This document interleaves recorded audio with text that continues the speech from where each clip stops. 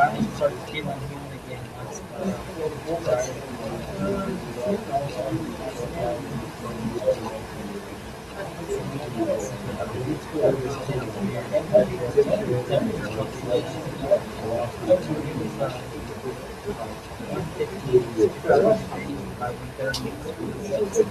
And then by 2 o'clock, it's 16.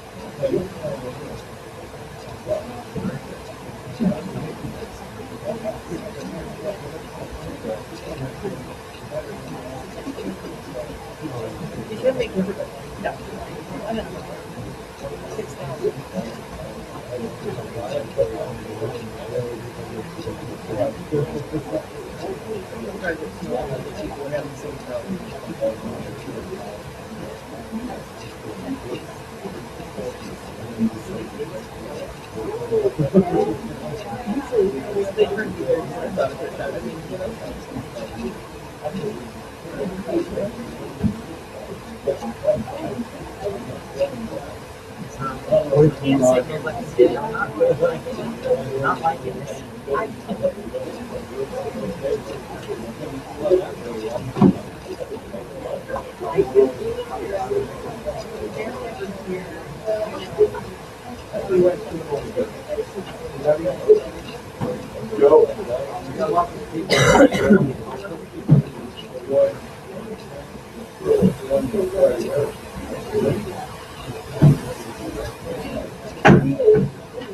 This meeting of the Livingston City Commission is called to order. Roll call.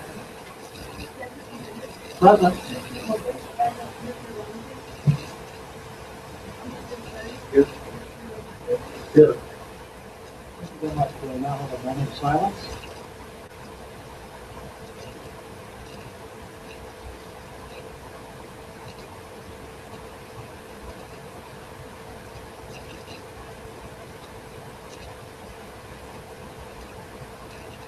Thank you very much. Vice Chair, have a good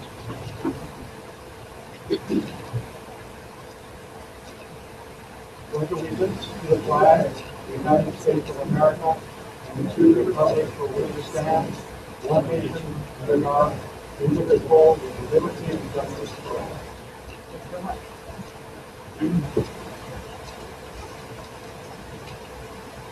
All right, first order of business tonight are consent items.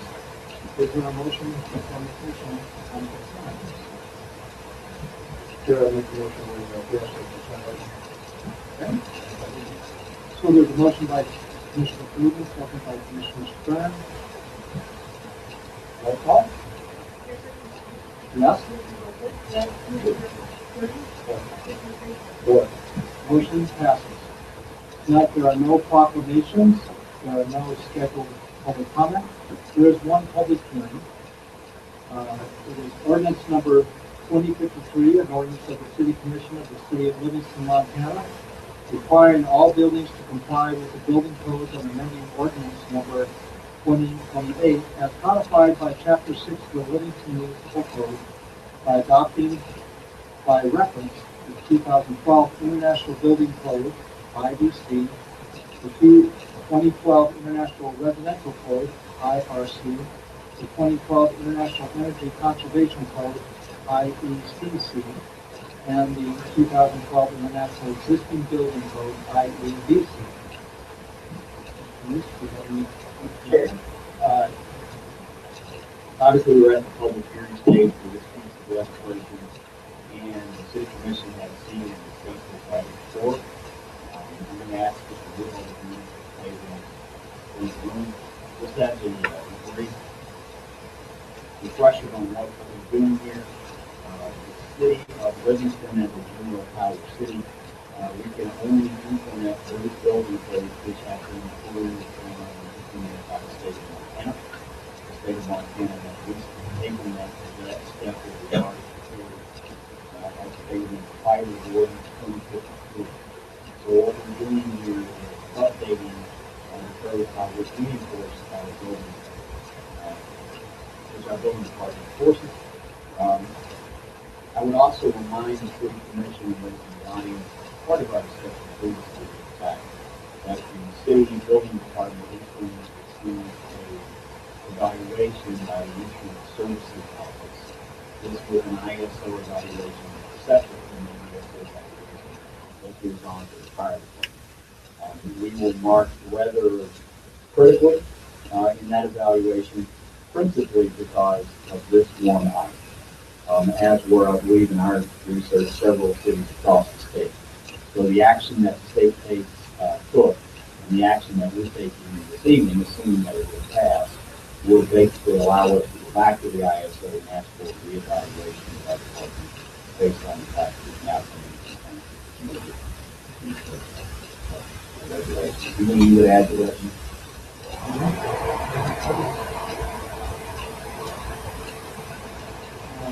Any questions from the commission?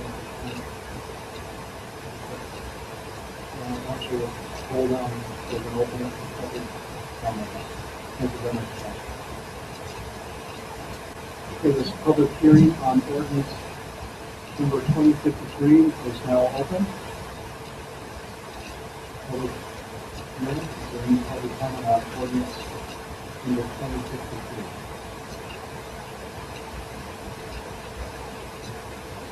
No rush left.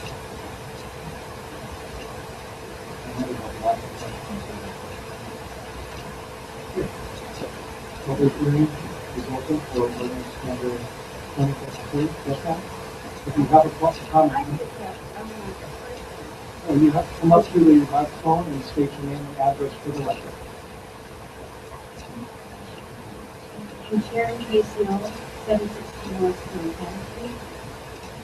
When you say building, are you just public buildings, or is it homes too? All buildings. All buildings. And can you answer my question? I know that my brother Doug Thompson is really well in this town. But can you tell me why this neighbor can dig out his basement without anybody letting him do that? He has people living in 2 shacks behind him. He has an Alzheimer's patient that the neighbors call his cash cow. How can this be? I mean, please, I saw it. I've seen pictures of him excavating his basement. And nobody will do anything because they don't like my brother Doug Clausen who wants to the city run. So that's my question. Why isn't anybody ever inspecting that place?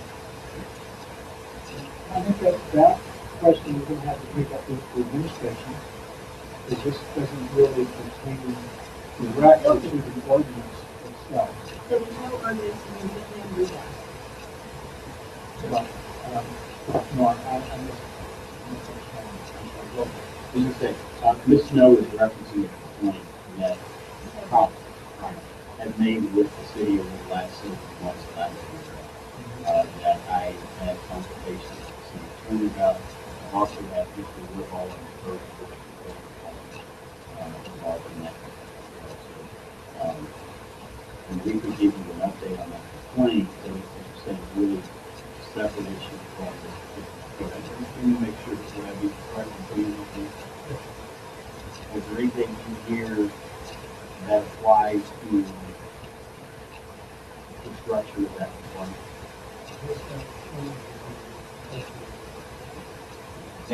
As it would affect that particular complaint?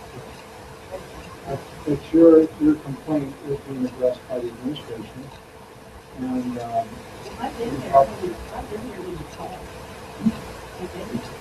And Ralph is not picking on old burners. That's really bad. It's not talking about he was excavating his basement at night, and pouring the dirt out there so that a man would be able to yard.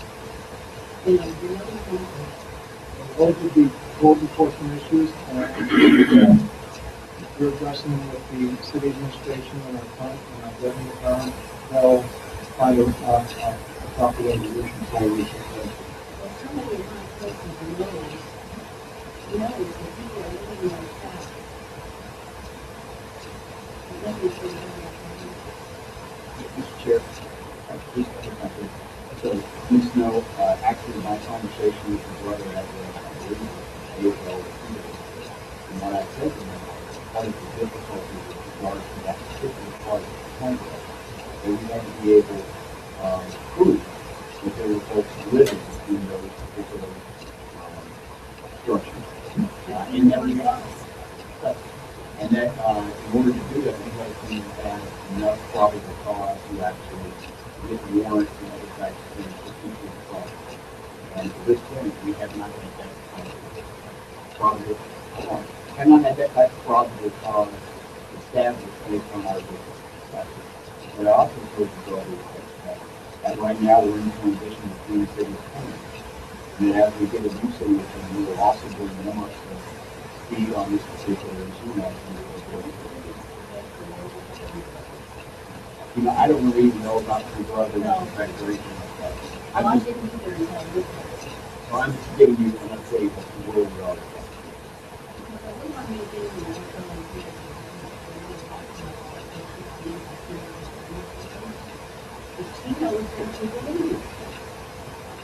You would like to come and talk about that? No, I was talking about when I talked to her about being a personnel at Paradise Valley and run over and having another stolen by her son. Ms. Mel, I don't know anything about that. All I can tell you is that what we're talking about right now, this change in building code don't impact the situation now. I just want you to know that rules aren't being changed that somehow makes that situation more problematic. The city that I moved back from, I moved 6 years, 27 years, and that was planning authority. Thank you. Thank you very much. Is there any other comment on ordinance number 2352? Hearing none, this public hearing is now closed. Is there a motion from the commission on ordinance number 2053. Mr. Chair, I make a motion with ordinance number 2053. So, motion by Friedman, second by Hoagland. Commission discussion. Okay, roll call. Yes. Four. Four. Motion passes. Thank you very much. There are no new ordinances tonight. There are two resolutions. First resolution is resolution number 4545.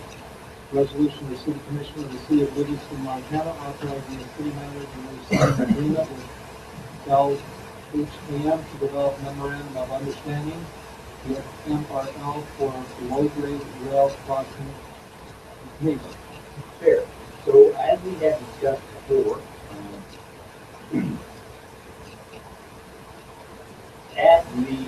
with the approval of the Montana Department of Transportation, the city met with Montana Rail Link, I believe about a month and a half ago, for the purpose of starting a conversation about creating a memorandum of understanding between the city of Livingston and Montana Rail Link as it relates to the underpass project.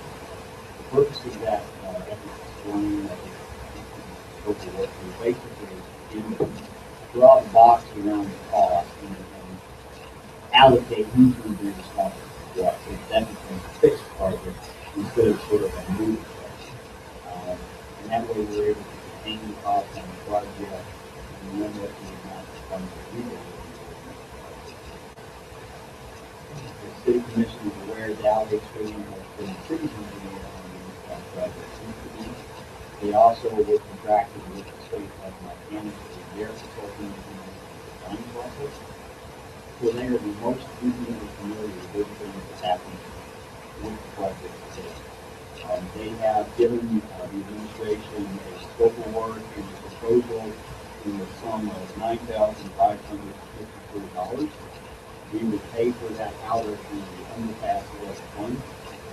And the purpose would be for example, the process of developing and getting agreement to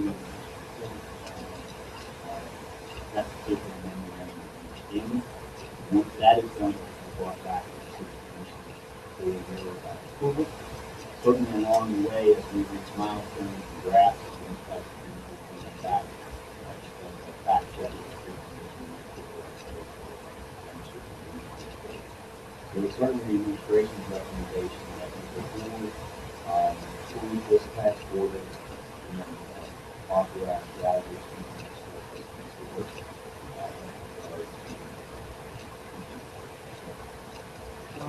Just one quick question. If we postpone this matter to the next meeting, would that be a problem for the commission?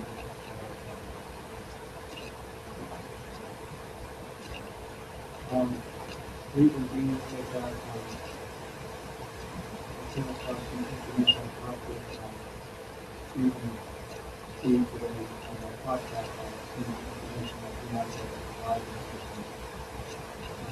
And I think those administrative. So if there wouldn't be a problem with postponement, I'd like to make Mr. Chair, should we just have Steve give us the information and own discussion?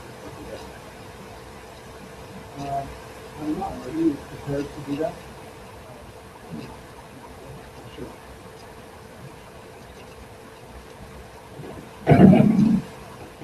Not completely at the time. We were kind of set that June is a month or so ago, and then the holiday season coming on, and then it was left out.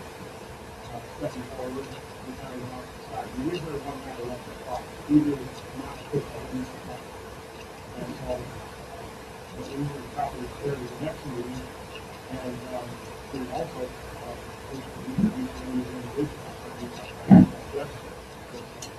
there's some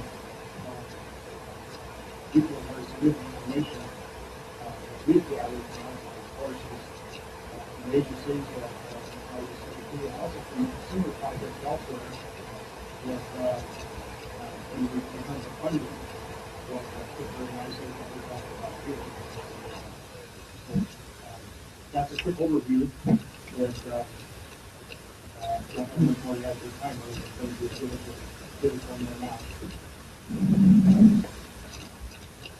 Yes, So I'm certainly open to correction if I'm wrong.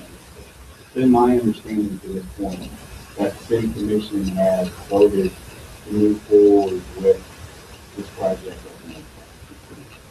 And so I guess my question is, I understand cabling issues, but I guess my question is, are we back into the discussion about whether we're at well, I think that, at least in my mind, this discussion was pursued forwardly 2 months ago, in the middle of November. We did have a work session where the commission was invited to participate in going to overpass, visiting the site of the overpass. And you want to make a big commissioners did take part in that. Commissioner myself, Commissioner Bowman, Commissioner Cleveland, we all told our pushing that thing, and we told us thing that I remember that part. So, it seems to me that there's still a little bit of discussion to be happening. If we could, expand this decision, one meeting, and I think that's what we do.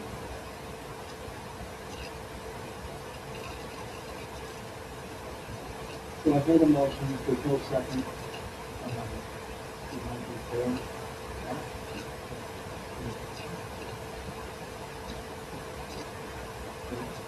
Any second? All right, so, why don't we, have a motion on resolution 4520? Mr. Chair, I make a motion to approve resolution 45. Second.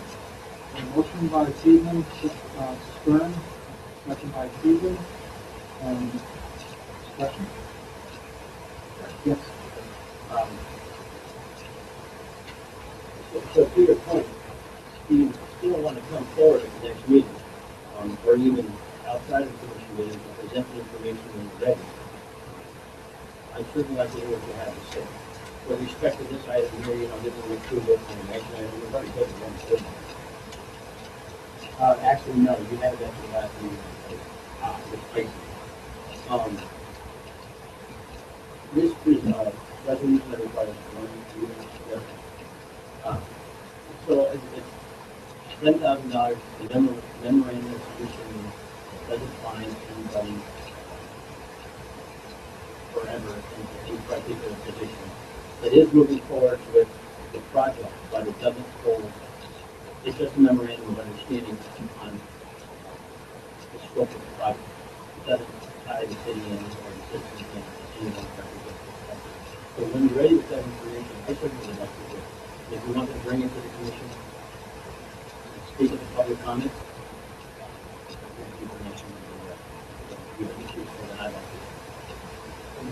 One reason why this is kind of gotten run out a little bit is because now the information we've been just until we have a chance to review all the work that's been done. And so, it seems kind of cumbersome, but, when we back off, look at this is what I think there's thank you. I think as far as it appears to be clear track being pursued, and there's even my preference to pursue both of them in parallel in this project. I mean, I don't want to delay one. But yeah, thank you. Any other commission discussion? I think going to say similarly that this different stuff is presenting to us information that may be useful. So, I hope that you come to us with a detailed explanation of what your concerns are and what your ideas are. So, yeah, but I think we would move forward compromise and this is one of the ways that we move forward. What are your decisions on these?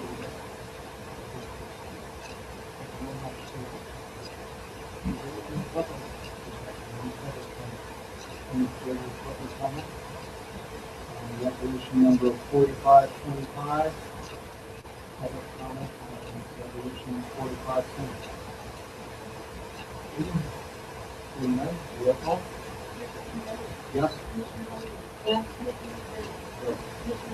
Four. Motion passes.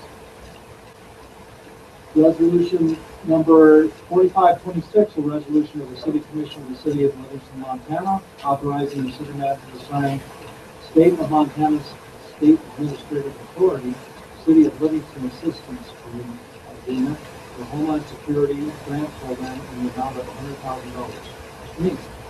Chair, in 2013, the city of Livingston applied for a grant through the Department of Homeland Security, state of Montana Disaster Emergency Services Department. That grant was for the purpose of purchasing and implementing next-gen software within our dispatch. Next-gen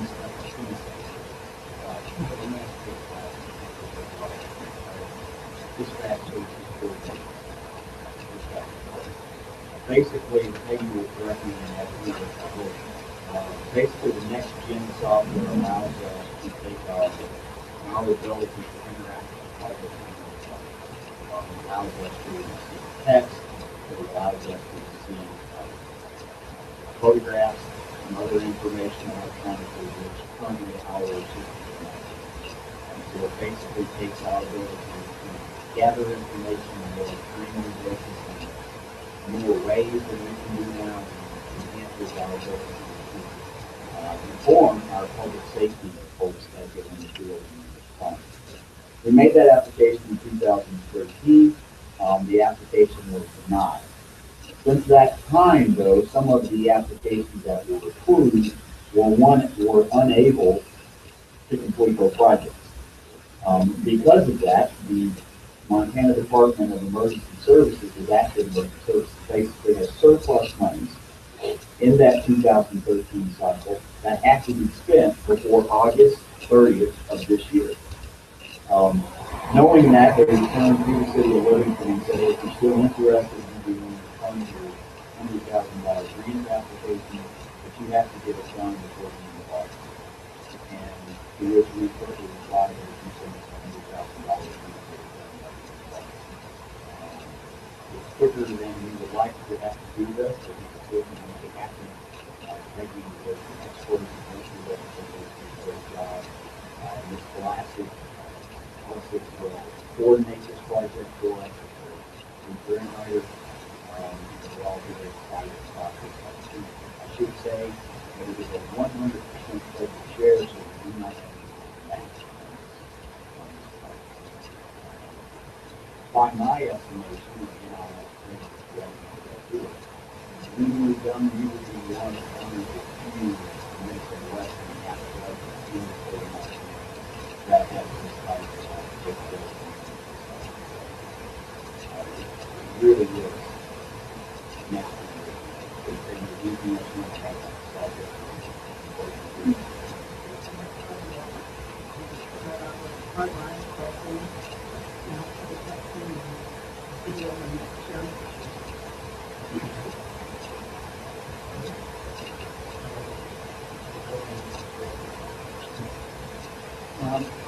Thank you very much for that. So, was there a motion from the commission on resolution 4526? I make a motion to approve resolution for So, a motion by Hogan, second by Friedman. Any commission discussion? Questions for Hogan or commission?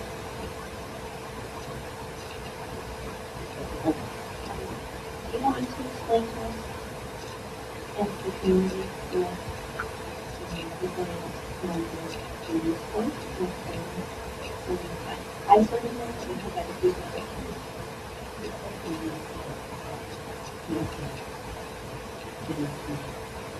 Rising country, all the government be able to get what we can an idea, instead of trying to rise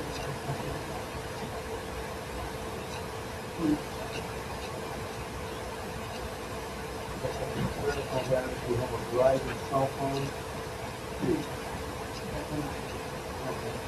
And right now, cell phones can't fire.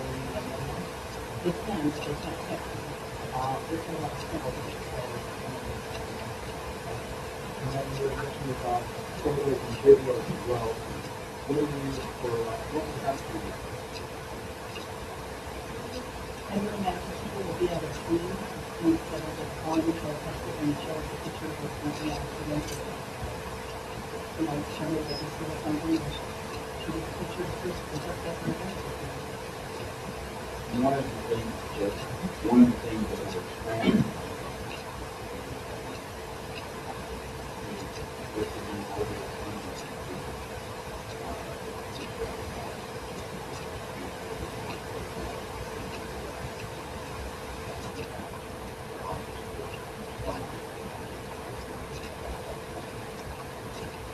come on.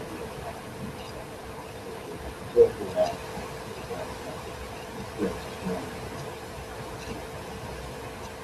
How does coordinate with the upgrade we did for the police system that we just did last year? So was that you coordinated there? Right, so well, what I hope is that eventually either with this software or technology that we're coming up with it, as we get, say, a picture of people in the text, we'll be able to take that picture dispatch with, forward it to them over from the unit police car, so they can have that picture as they roll up or as they're on their way of what's in front of them or a front of them. In terms of the interface, the text will go straight to dispatch just like a phone call. It's just that there are situations where only the thing that we're seeing where somebody may be trying to alert law enforcement without actually having to make a phone call. So this will give us the opportunity to see that, communicate, and still dispatching.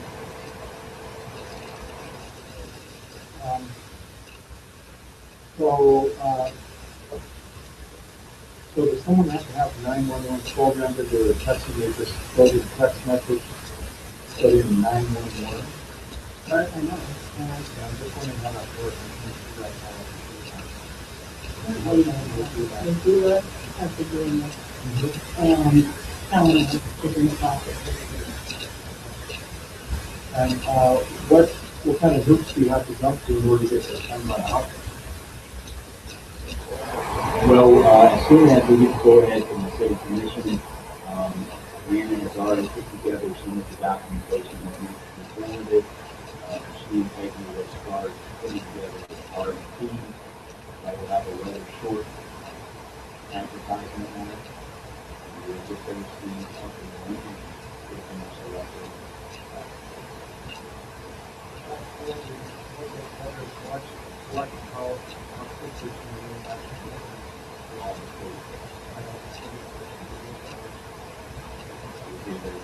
That will be there.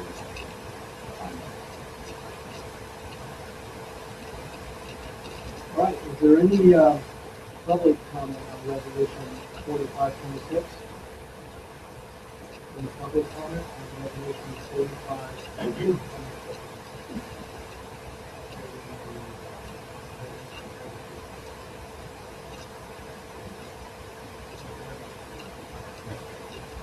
But you're happy.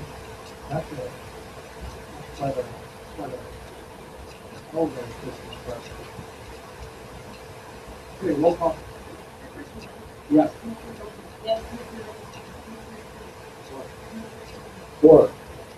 Motion passes. Now moving on to action items. Yes. We have in the resolution. Oh, we do. Oh, I thought that was Jan. Uh, And you have to return that part to Oh, excuse me. Okay, aye. Okay, so there's a, okay, thank you. Okay, we have a addendum resolution tonight. Is there a number for the resolution?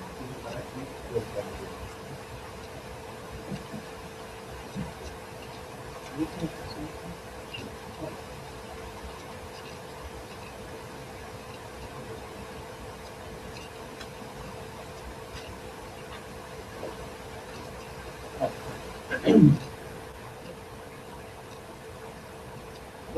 We have resolution number 4527, a resolution of the City Commission of the City of Livingston, Montana, authorizing the city manager to sign an agreement with Courtney Levin for the purpose of serving as acting city attorney until such time as formal appointment of the new city attorney is complete. Denise. Chair, as the city commission is aware, we discussed before, the administration began looking for a new city attorney actually prior to the election in November. We formalized that process following the election, with the advertised quickly as Thursday or Friday. We have been in the process of selecting, recruiting and selecting new candidates. However, that process is extended beyond the end of 2014, so I would expect that we're going to need to do expect that we're going to need legal services to fill that position. Well, the city has worked with Mr. Wallen before. An example of that was she was involved in the lawsuit. And also have fireworks, places that are comfortable with the legal expertise, certainly strong recommendation.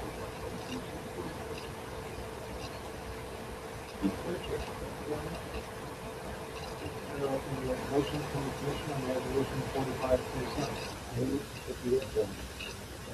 I move we approve resolution 4527. So motion by Stern, second by Friedman. Discussion from the commission, questions? Mr. Stern. Courtney, Ms. Llewellyn represents the Livingston Restoration Group as well. We've got the Citizen Committee that charged with oversight of the cleanup funds, and in that capacity, she also got an estimate. I fully support their company project. Mr. Chair, when do we expect the funding? It's a good question. So, prior to yesterday, it was said by the end of this week, I was going to table this letter, but we're going to now. Late yesterday afternoon, the finalist that we had selected actually was approved in the process. She has some family concerns regarding today, Lori and I met, reviewed, we recommend that I come in, and she is scheduled to do a preliminary interview next week. Once we complete those, if we find finalists, we will have the chair and vice chair. So just to be clear, we still have applications open. In fact, I think the advertisement just renewed itself on Montana Burning Alley. So I expect we will continue to get some applications. We'd like to get some more applications, but we're going to try and be as thorough and expedient as possible to try and make the still trying to offer by the end. And Mr. Wallen and I addressed that situation at that point. This is really what she might be able to do. That's it. Any other commission discussion? Is there any public comment on resolution 4527?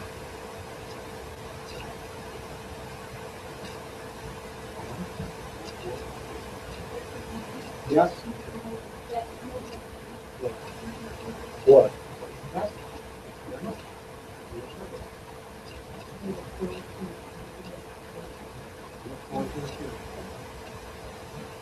All right, so we're going to move on to action items now.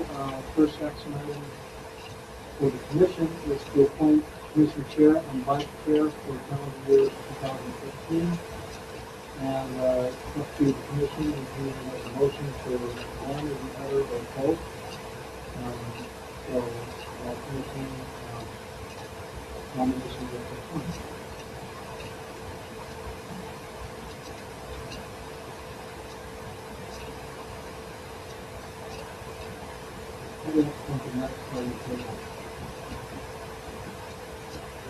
Whatever be your pleasure.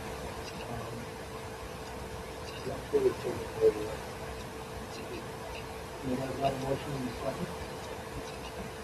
Okay. Motion by Steve, second by Stern. You have the right to say no. I mean, I don't give up my shirt. So, commission discussion? Any public comment on the subcommittee chair and vice? Public comment? Okay. Do you have a motion and second? Roll call? Yes. Four. Motion passes. Second action item, discuss approve the last city commission board community assignments for calendar year 2015. So we were provided in the packet, and I'm wondering if we can move there on the screen as well, page 60. Yes. Instead of going through each of these boards, we have to look we had any request. It might be helpful to find out if any of the commissioners on team got or had any requests. For example, one that I'm on, perfectly happy staying on those, and I can see what's going on. Can we just keep the whole thing? Well, or, you know, we can just adjust the changes for the event. Also should be considered being Memory, if memory serves, that's what we did with Mr. Freeman.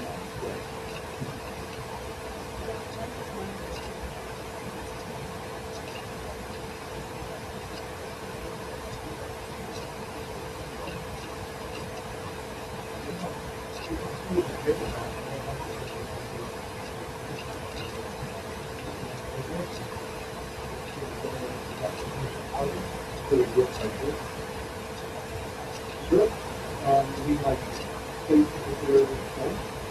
Yeah, and in fact, in one of the, Livingston Restoration Group, what we represent, they did that committee dealing with the, it's not on this list, but it does have a city commission on it.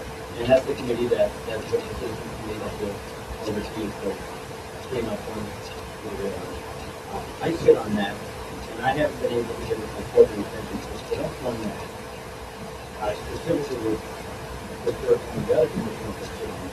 And we know in the past, the committee is special interest in it.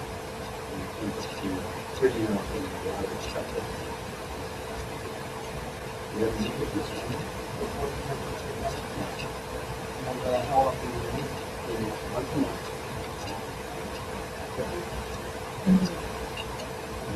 And other times you use it, usually expected About an hour.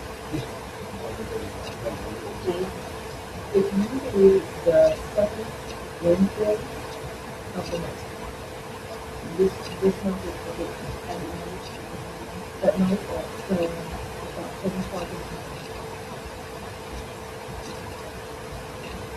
Well, I am at the stage where when we job, and I'm doing this candidate, then we have a right to do activities, which would be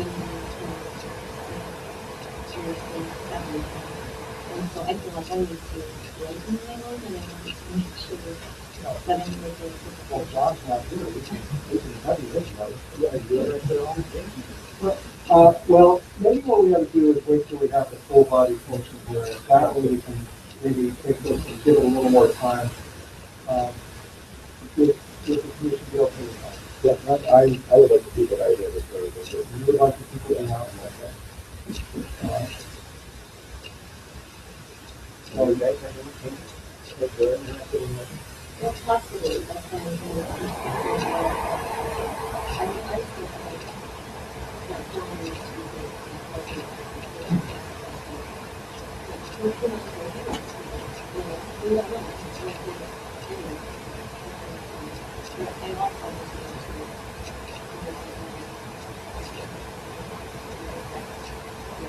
I mean, maybe we can let you, so, we can work on that. Mr. Chair, I make a motion before we, let me know make a motion. Motion by Friedman, second by Stern. Roll call. Yes. Four. Motion passes. We do have a discussion item on the action item list about setting procedures for city committees and boards to report to the city commission on a quarterly basis, at least. That's right. And I think, you want to go ahead, I think that's here's what I've noticed over the years, is that a lot of times we never hear from them. But we could maybe should. Even if it was on a quarterly basis, we recommend and ask the board to report on a quarterly basis, they can be staggered, maybe we hear one month or something, or 2 months. That way, we're not in tune with what these boards may be going through, so that we can maybe open up and know what they're aware of that, and so without interaction. That was my thought.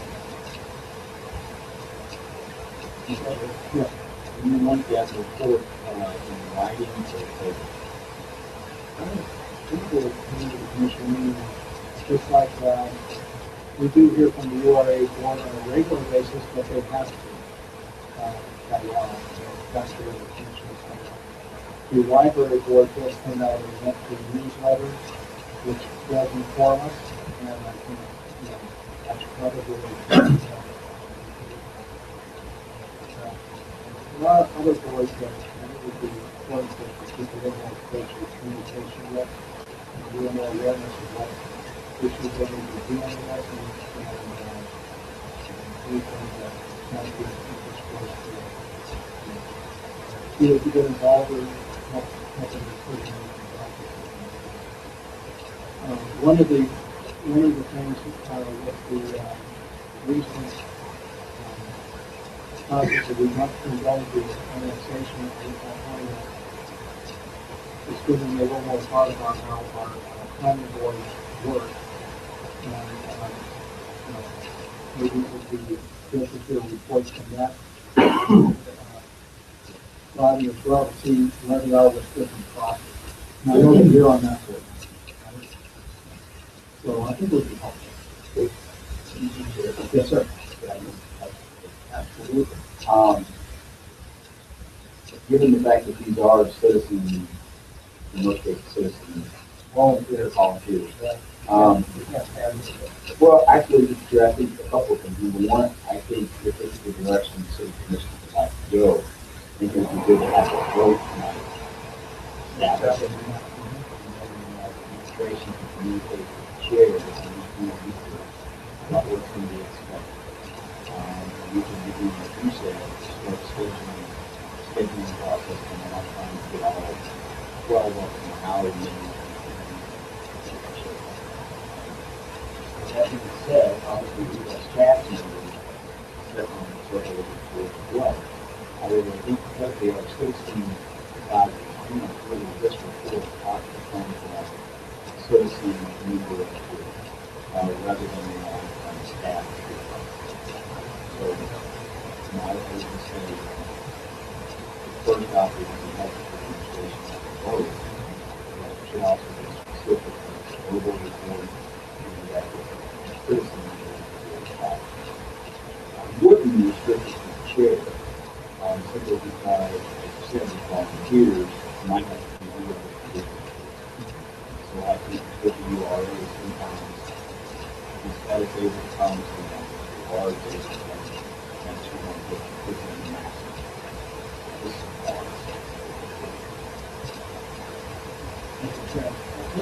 Just concerned. Everyone in the committee also has city commissioner. Which requires the city commissioner to have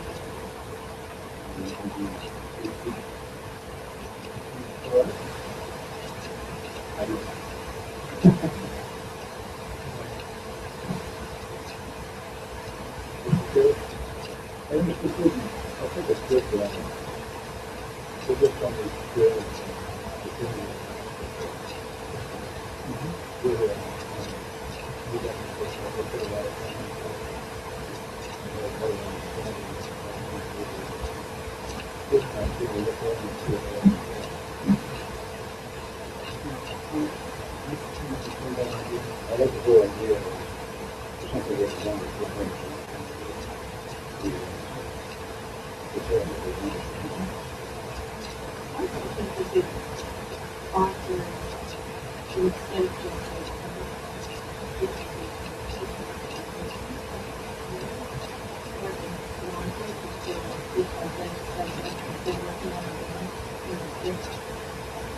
they're going to have capability of having a different students.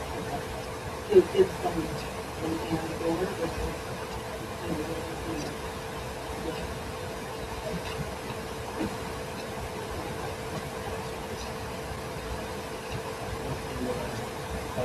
Okay with the commission as well? Okay, for motion to approve. Does anyone want to try, is there any more discussion on that? Does anyone want to attack a motion on that? Commissioner Stein, come on. I make a motion to, pass this, action item into discussion. That one number. No, Mr. Chair? yeah. You have something you want me to read? Go ahead. No. Can I offer it? Yes, go ahead. The city commission makes a motion that each of its citizen advisory boards and committees make at least a quarterly report from a citizen member of their committee, verbally declared in writing to the city commission. To the city.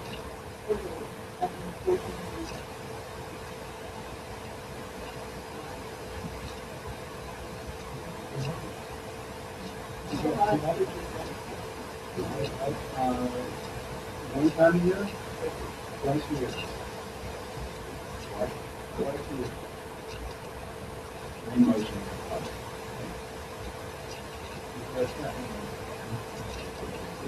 Do we have a motion, do we have a, first we have a motion on the motion to approve. That motion. Yes. Is there a second?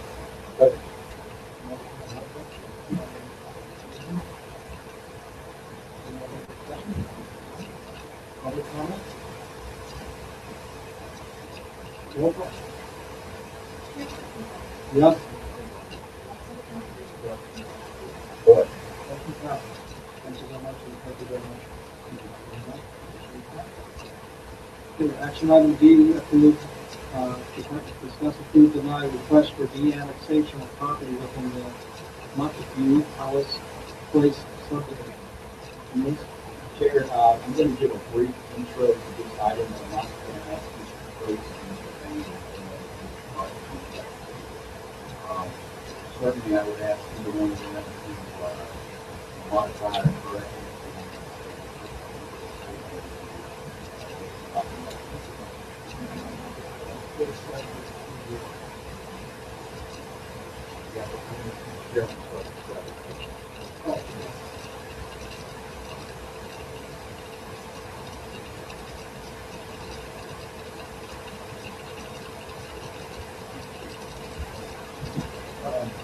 Chair, I will ask Mr. Coach to provide some dates and other outlines later. Basically, just a very general information. Copy and questions will call. All right. I thought it was on tag. It could be the phone call. I'm sure. It's located right up here in the city of Livingston. It would be subdivision in the county. Some very basic functions, if you will.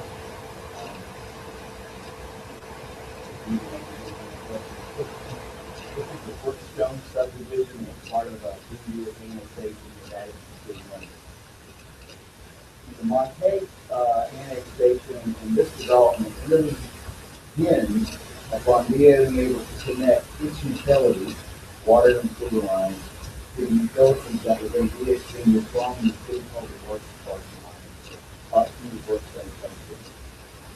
This has not happened. It is not foreseen that it's going to happen within a relatively reasonable period of time. And so it makes it very problematic for that subdivision, that development to occur, because the expense of those even with the potential for reimbursement Also, as the city commission is aware from the previous discussion, Montana law, that's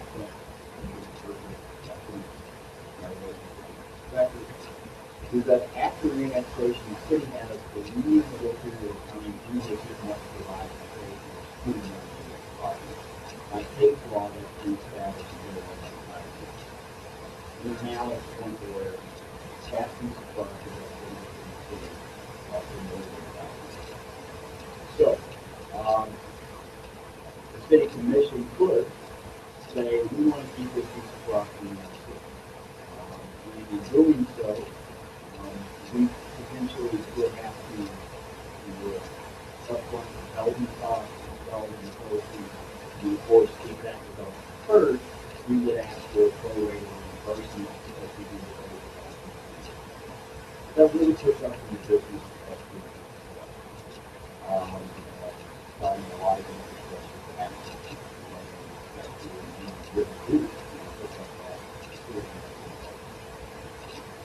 We were approached by Mr. Mutual a month ago. We had having conversations about this property, and the city was asked if we would administration staff, if we would be interested in allowing that property to develop inside the city, but on private property. So basically, private water. The response of the administration was no. We didn't want to set a precedent for new development within the city that operates on private facilities. We spend a lot of time and money now creating inside the organization to run this. That being said, I think it's fair to say that resulted in the petition that you have in front of you this evening requesting the annexation. Move this property outside of the city and I would say that if the city commission feels inclined to authorize that, tonight what we're actually asking for is a motion and affirmation that the staff return with a resolution probably in the 10th very similar action. So, those are what you want to add. Mr. Reese's summary is accurate. I'd just like to add the date that the property was annexed was September 5th, 2006. And also at the time the property was annexed, the annexation was applied for by two purchasers, well actually one purchaser, an entity under a contract for deed. The purchasers under that contract for deed did not seek Mr. Bain's approval of the original annexation. So it's our opinion that that annexation was not actually proper at the beginning because as the legal title holders of the property, Mr. Bain was required to consent to the application for annexation of the property. The purchaser under that contract will be defaulted, didn't make the necessary payments. Mr. Bain has come back into sole ownership of the property, and he does desire to de-annex the property from the city of Livingston because, as Mr. Reese mentioned, in the foreseeable future, it's not likely that utilities will be extended to that property. So he would like to go forward and develop that property in the county in whatever way is possible in the county, with relevant septic systems and things like that. And it's just not economically feasible also for him to develop the property in the city of Livingston because it's his understanding that he'd be required to install sidewalks first and that. And we would just ask that the commission would take steps to de-annex this property.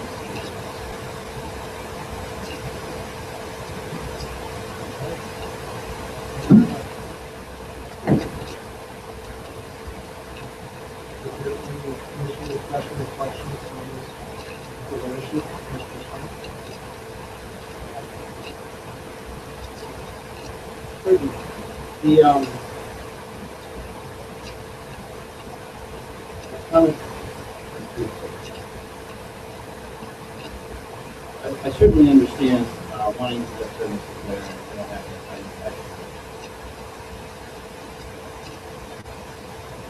if anything, enough.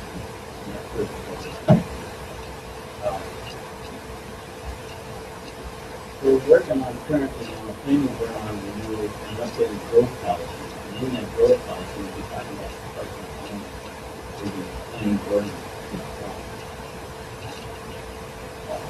We're even that discussion, informal discussion, how the homeowners association with the neighborhood. One of the recommendations is the growth policy, common recommendation is the panel. And the homeowners association is going to be I don't know if that's really fabulous at all, but it might be that one thing to where it's where I grew up in so that might change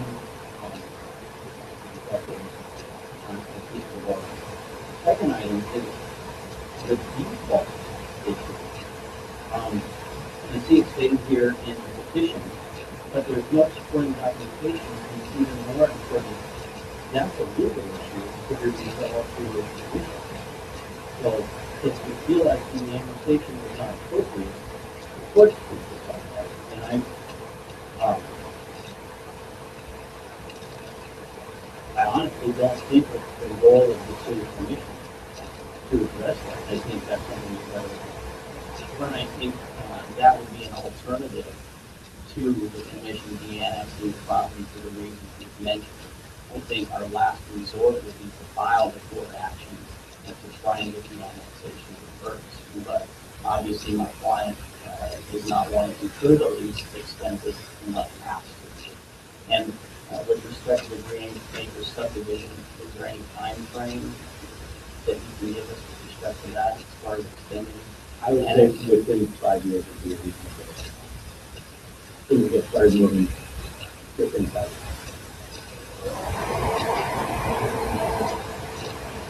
No, so I mean, the growth policy will come out sometime in 2014. And that's when the recommendations at the end.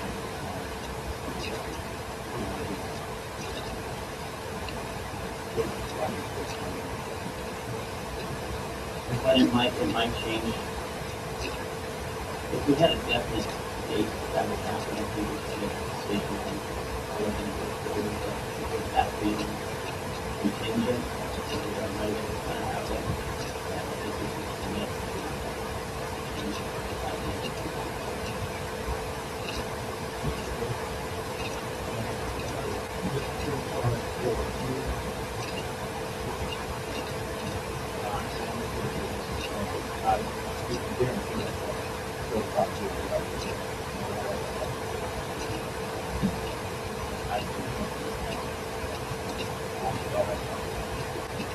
And then of course, I'm going to have a third one.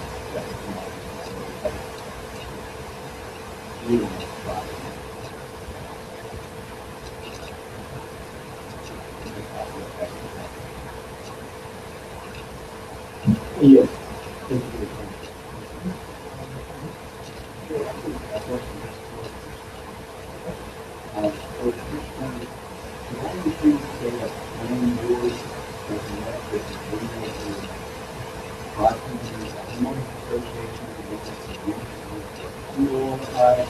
This homeowners association, opposite to the homeowners association, decides how we have informal discussion.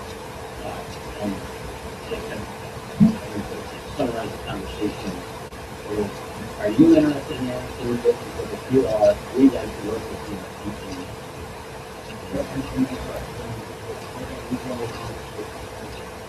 Legal. Anybody else? That I don't know. But an informal conversation and we'll report it to the planning board. I appreciate that. I find it interesting. Just that factor of the city administration has made at least 3 separate attempts to partner with the neighbors since 2006. So that they went back and worked with all 3 of them, 3 neighbors. There, try to destroy roads. Obviously, that everyone's perspective, but that was part of the discussion.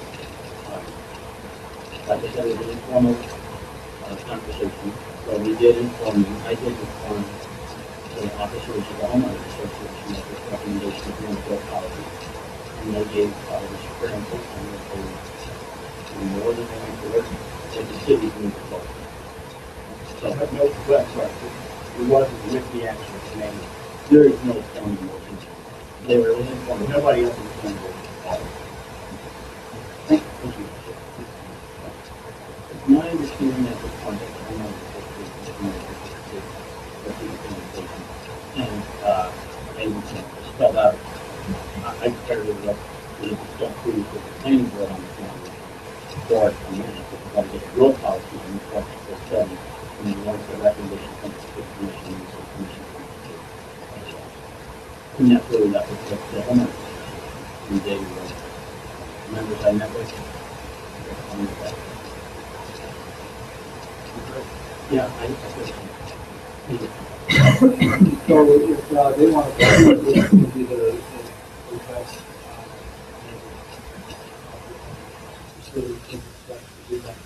With the agreement with subdivision.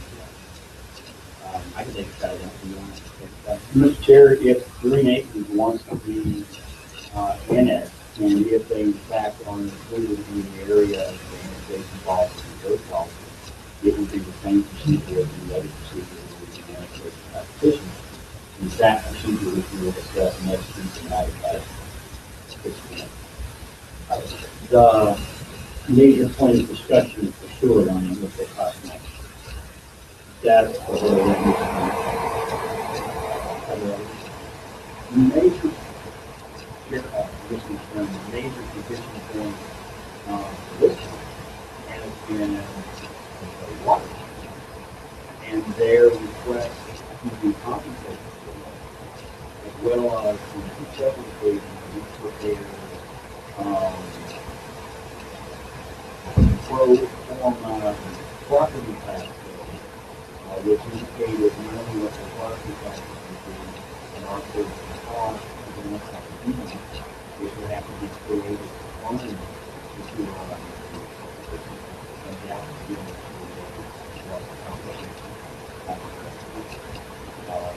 so at this point, the main objective that they wanted to be paid for the water line, which is good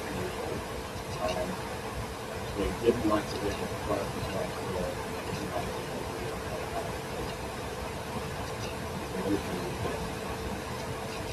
Well, if I may, this is a little far. Here and that part. Well, that's okay, on this issue, so why don't we resolve this issue?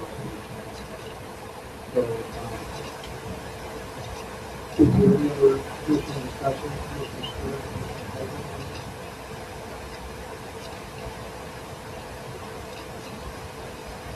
Okay, so, is there a motion, one way or the other, or is there a motion, or do you want to,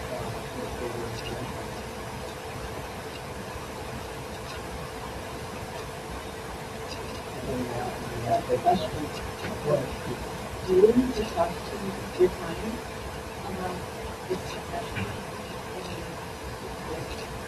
Is the public allowed to say anything about this? If I'd like to say something. I'll just allow. No, excuse me, sir. What we do is, if you want to have, Commissioner Holden has it fill out for us. After she's done, come on up to the table, just state your name and address for the record, sign in, and then you can have it forward. Great. Yeah.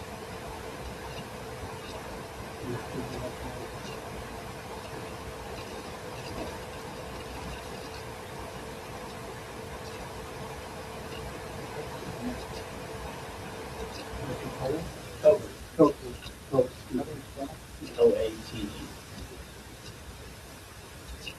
He would like to go forward with the deannexation. So that's his preferred method.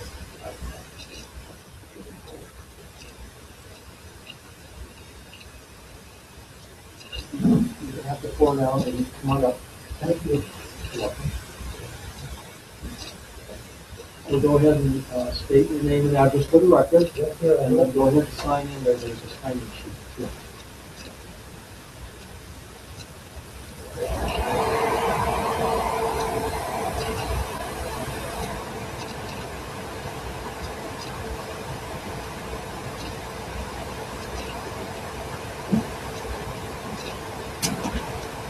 Thank you. My name is Casey Carter. I moved here about 6, 7 months ago. I attended your meeting 2 weeks ago. And my only question, after listening to everything that's been said, is if this person had a piece of property and he is not able to take it back because it was illegally annexed into the city, we have his approval. I don't see why this is so hard and difficult. The city manager is very accurate with himself. This gentleman, Mr. Stern, just don't understand what he's thinking in terms of you have a piece of property, somebody else illegally annexes it into the city. I understand maybe it has not been done for the county. Why is this so difficult for this property not to be annexed? If it was not, if the lender, the bank, whoever it may be, it does not. It doesn't give us permission to do it. You're asking this question, do you mind if I answer that? Yes, sir. Well, the city was never aware of any non-commission of the annexation when it was annexed in 2006, which was 9 years ago. Approximately, correct, 9 years ago. That issue was not, was probably not brought to the administration, which was a different investigation. It wasn't brought, that issue was not brought to the commission, which was a different issue. So, I don't think they did it so much intentionally illegal, but the property owner was not aware of it, that the person who had the contract with you for that property, who had the legal contract for that particular property, did ask to, so that's how it happened. Now, why we can't just, we're just having a discussion here, no one said we're not going to do that next, and we're not trying to make that, we're just trying to get all the facts straight. Well, I think you have, Mr. Stern brings up a good point, and that, and the, I think the attorney reported that they can go that route of making it illegal if they prefer not to. well, you talk about Green Acres. Green Acres is not this piece of property. You talk about something that someone did 8, 9 years ago. If they made a mistake, they made a mistake. Let's correct it today. Why drag it out? I was here 2 weeks ago. Mr. Canuccio, the attorney, is not here today because he's not here today. This citizen who's having to hire attorneys to come before you to present the same facts week after week after week. And I just don't understand that. I've been here 6 months. I moved to Livingston. I think it's a great city. It's a great place to live. What I don't understand is why it takes so long. My property taxes are twice what it was in the other state I live. I mean, I don't see why. My question to Mr. Stern is, he seems to be the only person on this committee that objects to what's going on. In my opinion, and I'm very educated, PhD, graduate, I'm 61 years old, and I just don't see why a citizen in this city, if something is not done properly correct, and I don't blame anyone on this committee at all. I blame the people that did it 6, 7 years ago. If they did not do their due diligence and did not realize that you have to check with a bank, a lender, which to me is really something that should have been done, and I don't blame anybody here. What I'm suggesting is, why does it take so long to get something done when it's so obvious? You want to drag it up. I was here 2 weeks ago. I'm here today. I'll be here 2 weeks from now. I'll be here probably at every meeting we have, trying to find out why this committee can't do things the first time. If I could answer that? Yes, sir. Last week, 2 weeks ago. 2 weeks ago, excuse me, the last meeting we had, sometimes things do take some time. Most issues that we deal with will extend over several meetings. Um, there's, there's, there's some good reasons, some obvious reasons for us why that's a good idea. Sometimes we need further information on that issue. Sometimes we may have further questions that can't get answered at that meeting. Those are two good reasons why an issue would extend further than one meeting. Sometimes the issues we deal with by law have to go and have several meetings. In this particular case, we asked Mr. Canuso if it would be problematic if there was timing, if we could table it. He said, no, that would be no problem. Yes. Also, the city manager was fine, so we didn't have a lot of information, we had just a little split of information that didn't present us enough to make a good decision. So sometimes that happens as well, and it depends on the situation. Now, Ms. Bennington and Ms. Bennett, I agree 100% what you just said. Mr. Moose was not here. I'm sorry. My fault. Everything Mr. Meese has said today has been in favor of the annexation. He was the only individual not here 2 weeks ago. The rest of you were here. You asked, we would like further advice, information from our city manager. He provided it today in a very excellent way. And everything he said is 100% correct. 2 weeks ago,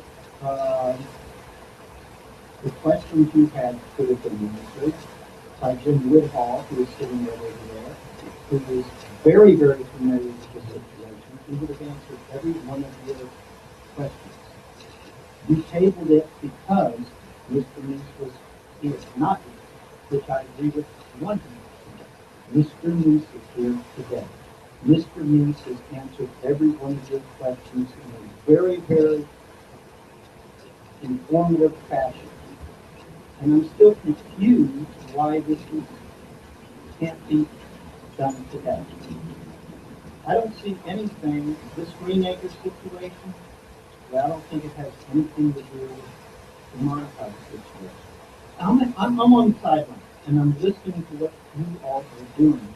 And I'm thinking to myself, what is the problem here? It's apples and oranges. This citizen, it was done without his permission, period. What is it we don't understand here today? Had 9 years ago, that committee, whoever that may be, I wasn't here 9 years ago. I'm not blaming anybody in this room at all. All I'm asking is, if something is done wrong, let's make it correct. Let's change it. Let's do the right thing. If you want to keep tabling it, I don't understand why. No, the facts are not going to change.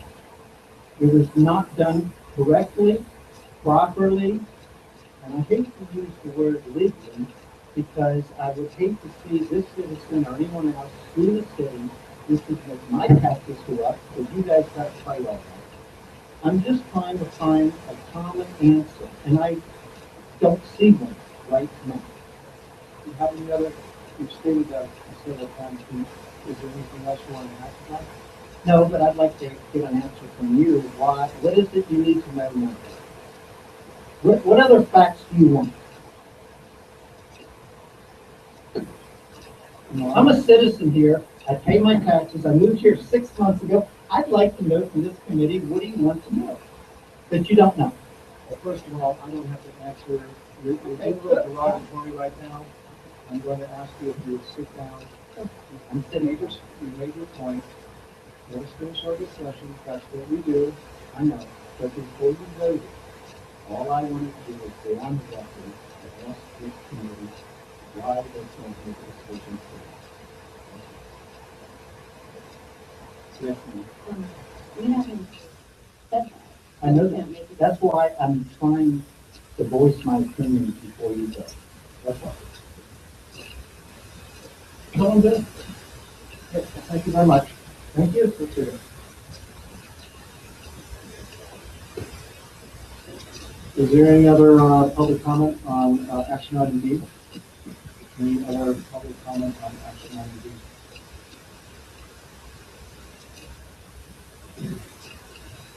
So, where do we stand now with commission? Is there a motion?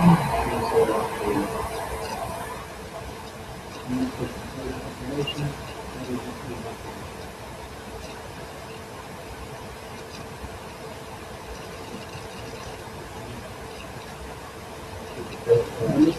Mr. Booth. Actually, the practice is going to be really issue.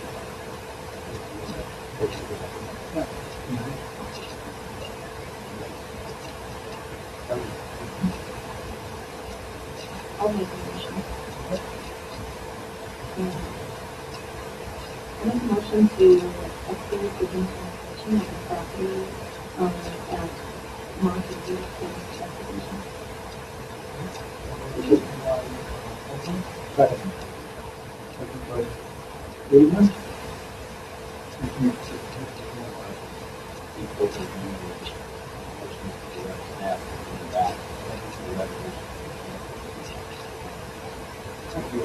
No, one, two, three.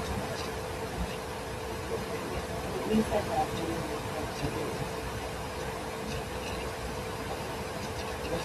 Further discussion? Any comments? My only problem with allegations of illegality, I'm not saying that there's not accurate, but there's no supporting documentation. Like when you say it's in default and all, but all, the only documentation you see is what is. And I understand the one argument is that there's no service report on the website. Definitely. The other argument would be this argument, that's no evidence documented. So I'm not saying we don't have it, it's just not in the appendix.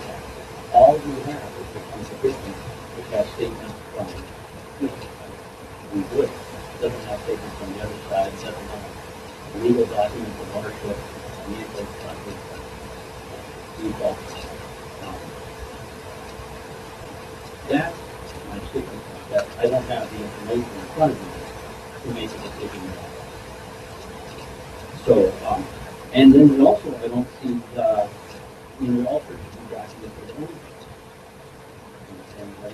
And I imagine the administration is going to, this stuff. That's, Chair, I guess my objection really is that I'm ready to get back to this perspective. We've been multiple conversations with the Commissioner's office. And Mr. Becker has been that the city was, that the original individual misrepresented their ownership on the property. And so he's seen and had conversations with Mr. Kimmel and Big Walter that at that time. What exact documents? I can't say that. I haven't seen their stuff. I would say that does not entirely put my mind at ease. I would feel more at ease if our acting city attorney were able to review the same documents to provide us with some legal guidance on it. I'm sure we're certain for that. I mean, is that understandable? I mean, there's, all we have, the only documentation we have here to make what is pretty important, and all action decision, is the one petition from Mr. King. Should the city commission vote to go forward with this administration, and yet the next meeting, we will have a new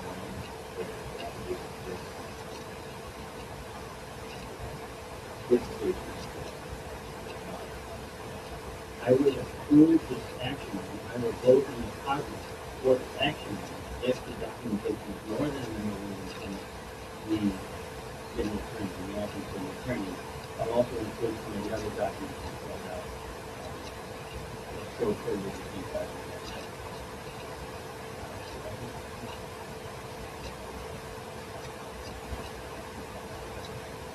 No, is that acceptable? Good. Questions? Well, so I guess the question there, but the Question, I think the question- I have, is to you and the city attorney for the memo, and to Mr. James attorney for the memo.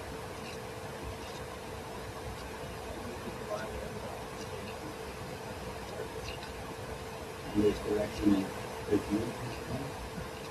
So that would be, Yes. Just public opinion. Okay, so, all right, so I understand, our direction comes to the city manager to this time. What is unified direction from the city?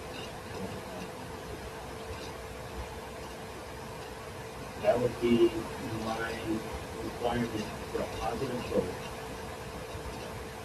I think that, the city manager has affirmed that he will give it to you next week. Would that be the commission next meeting? I was actually going for more information, is that, is that consistent? That's all it is.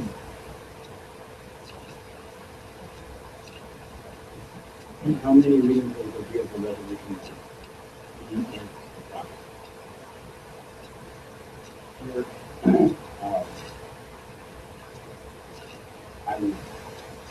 I would say that we use all it would create a resolution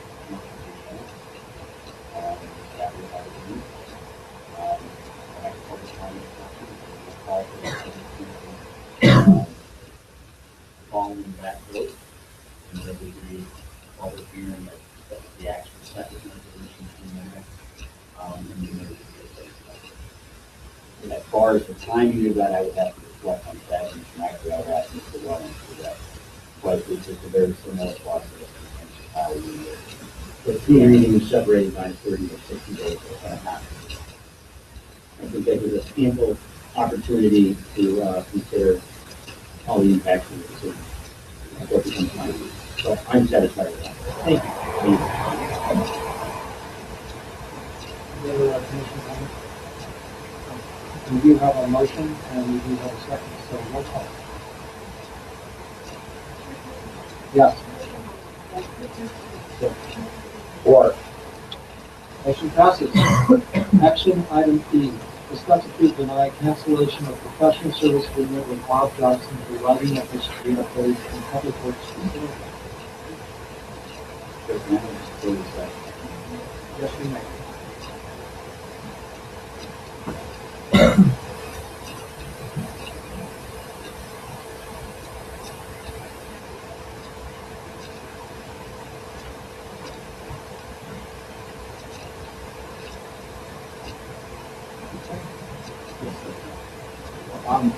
Here, this is back on the agenda, was tabled at the last meeting.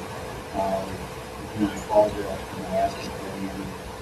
But as I understand that the city commission has shown reluctance, certainly understand why, some reluctance to cancel this particular contract. So let me go back and see if I can add a value to the contract.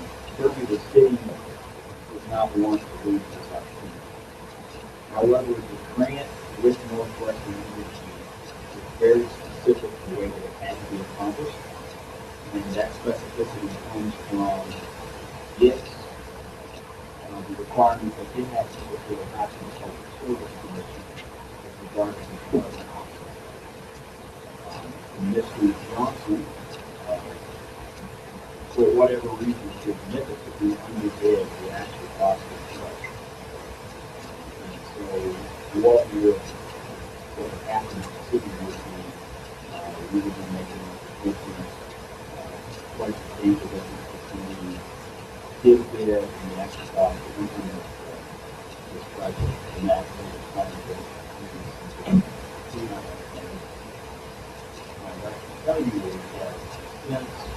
This matter originally reached the city commission 2 weeks ago, and we've been contacted by the commission, and they seem to, like what we discussed with Matt Finn, there seems to be potential that they have found some additional money, and once we cancel this contract, they are investigating the opportunity for us to reapply, rebid the project, and then to fund the project from that.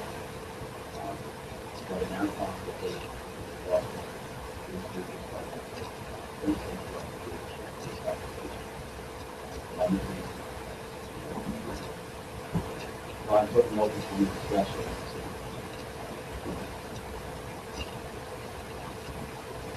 So, how do you, start with, motion on it, actually? Sure.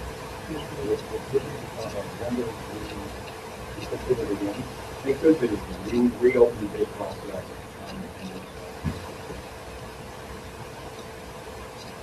We simply ask that they critical attention to the bid. Your commission discussion? Is there a motion? Gonna share make a motion that we pay off the cancellation of professional services with Johnson. Okay, is there a second? Second. So there's a motion by Friedman, second by Wolfman.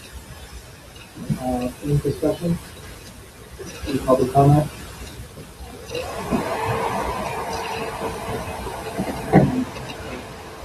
Lighting issue. Just one quick question, things with them. Is this project is on?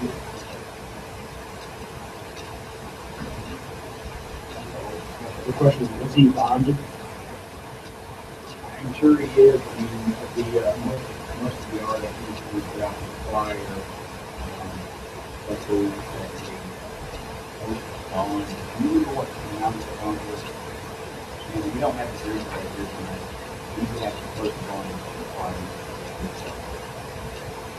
Does there be a chance that the city could capture some of their losses on this?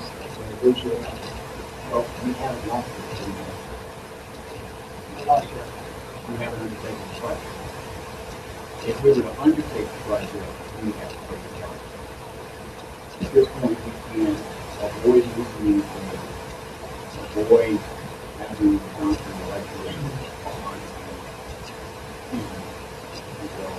and we did the project, which was more than that one year ago.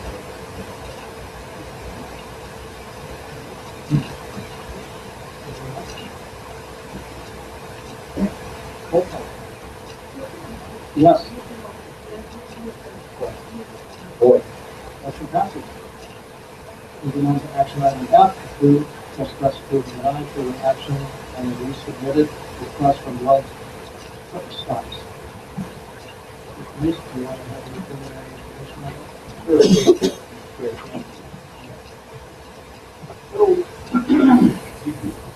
on it? At the city commission direction, following our first meeting in December, I contacted representative of travel stops, a conversation to some email with Mr. Olson to accurately grade the criteria that the city commission has set out at its meeting, which it felt like were necessary for this project to move forward from the perspective of Mr. Olson, on behalf of Welfare Out Stops, has prepared a letter which is on 76 packet, where Mr. Olson is conveying thoughts at this time on this question with regard to those criteria. I have to apologize. The chairman figure.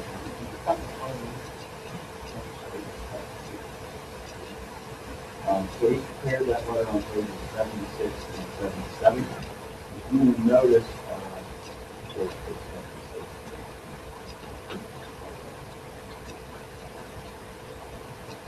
middle of the second paragraph, Mr. Olson does a pretty good job there, I believe on the fourth, that the sign, the 40 feet in height, 400 square feet area.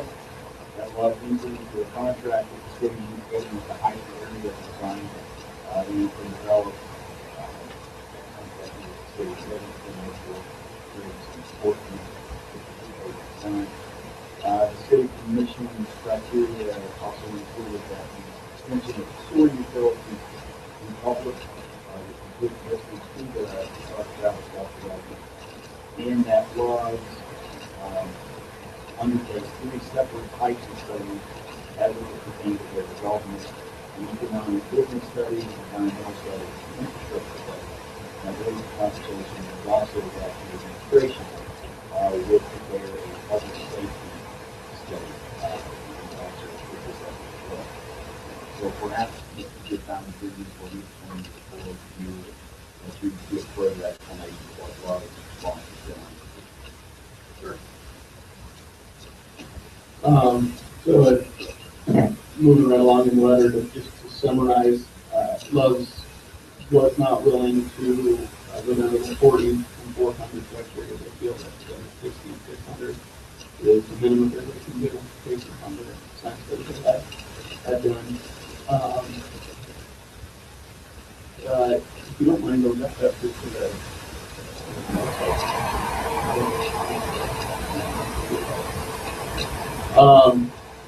regarding item number 2, entering into the contract, we have no problem entering into the contract. Giving insurance that they would go up to the 60 and 600. Regarding the sewer extension, with further discussion with Mr. East, Love's thought that it might be prudent to continue on the private path with something in upgrade to whatever utility, public utility needs the city may have in a reasonable period of time. So we're going to work that were to become necessary for the city. And regarding the studies, they did not want to pay for the studies, and they did not want to incur the time of the studies, which I think was maybe 6 to 8 weeks turnaround. And then just matter of months and so that was the response to those 4 particular criteria.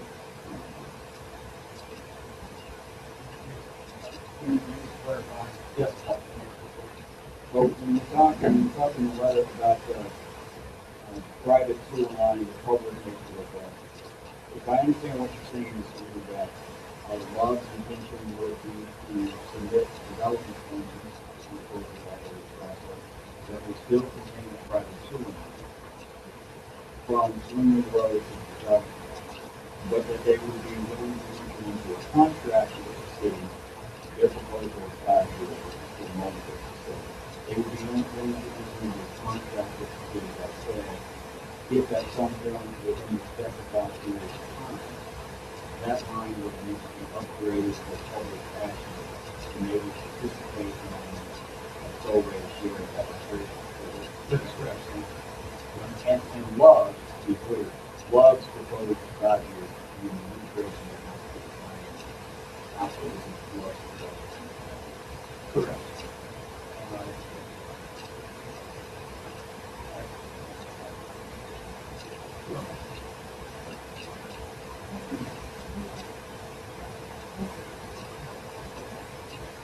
So I think what we're going to do, we're going to start off with public comment, on this issue.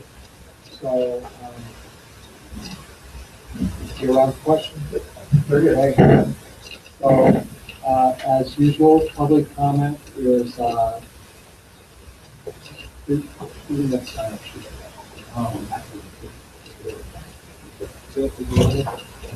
Okay, so let's see who signed up for public comment first.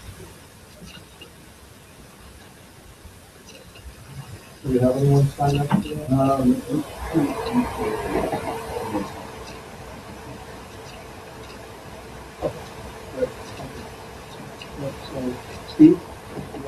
just go ahead and state your name and address for the record.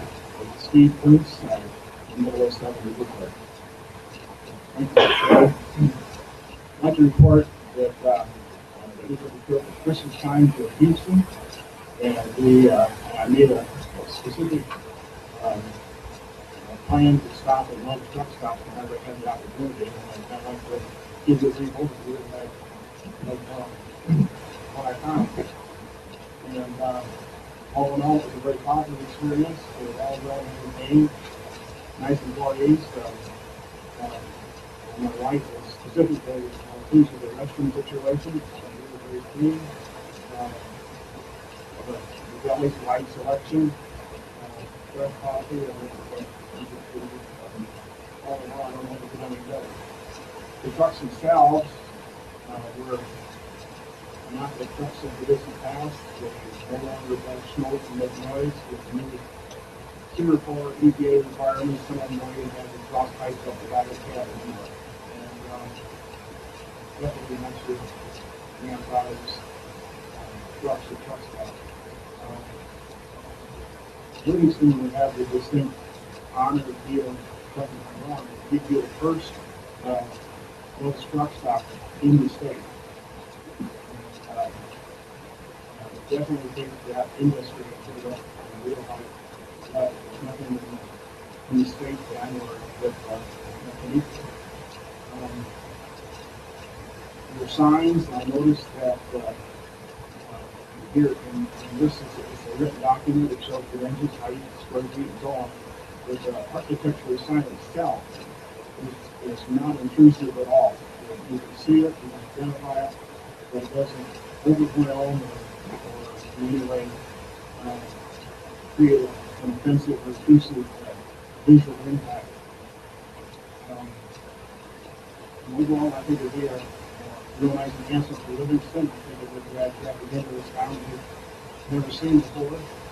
And I think after the dust settles and we get the running, we'll be very pleased that we have it.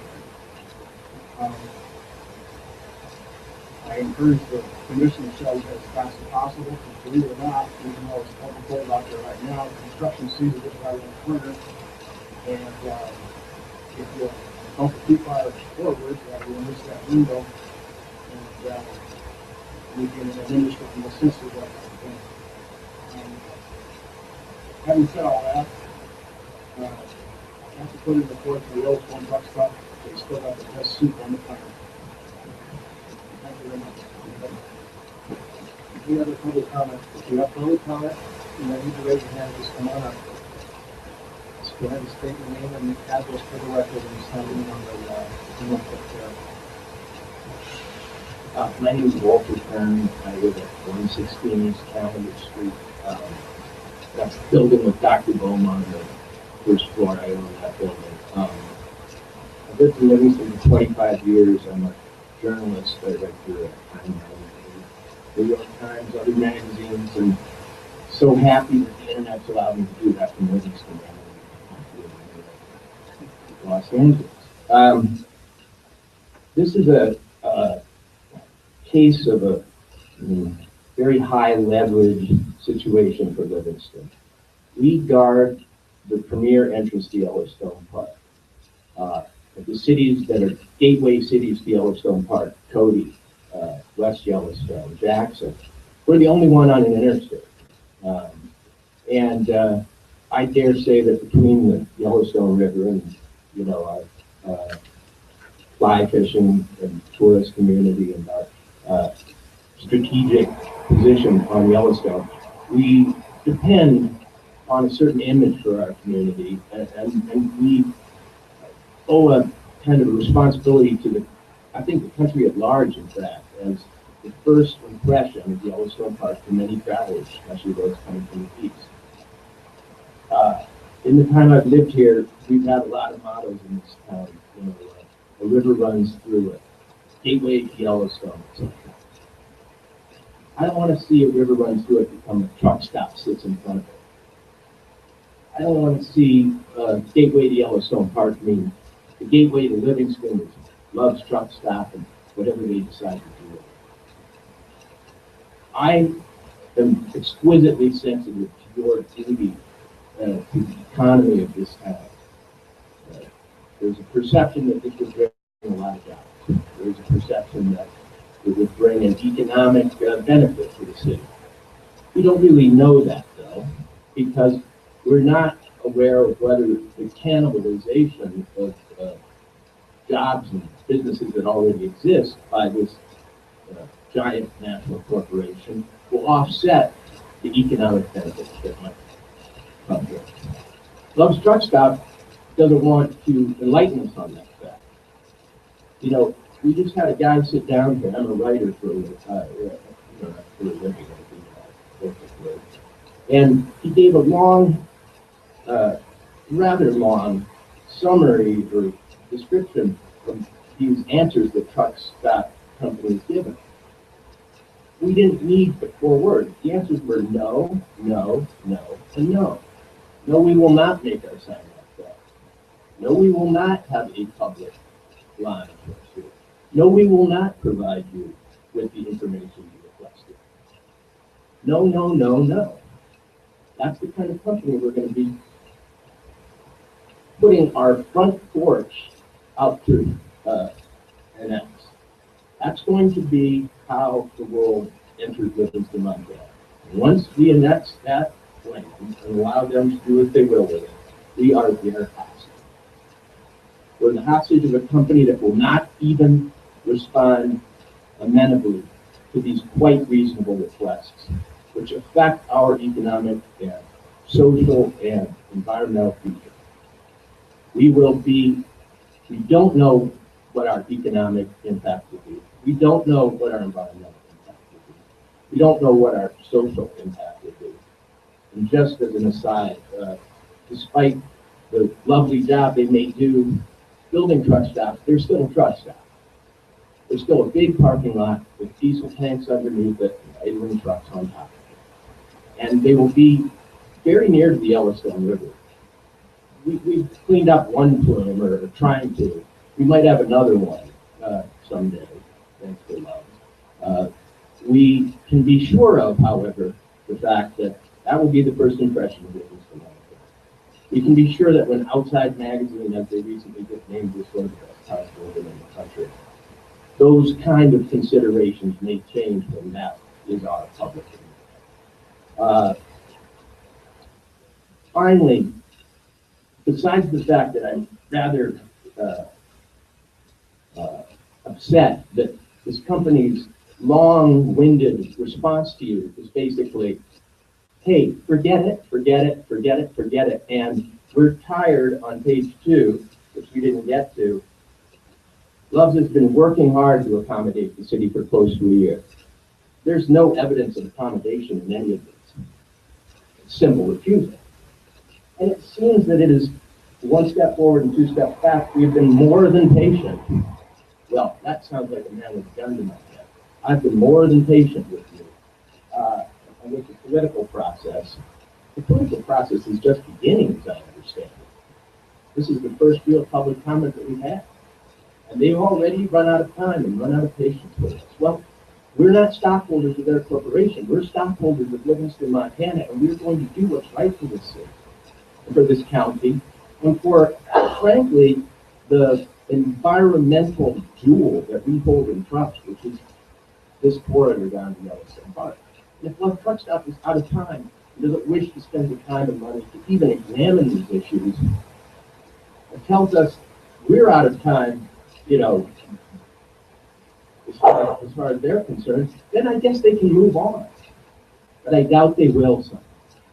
Because I think they probably identified this town as a town that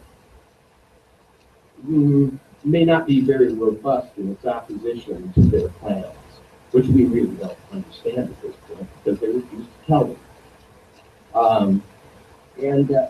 I personally, as a journalist, with that aside, more as a citizen of the town, feel that they've sort of read us wrongly. When they say this is going to be their final attempt to get a favorable vote, I say we call their bluff. I bet they'll keep asking. I bet if this attempt doesn't work, they'll keep on us. I bet this is a negotiating tactic.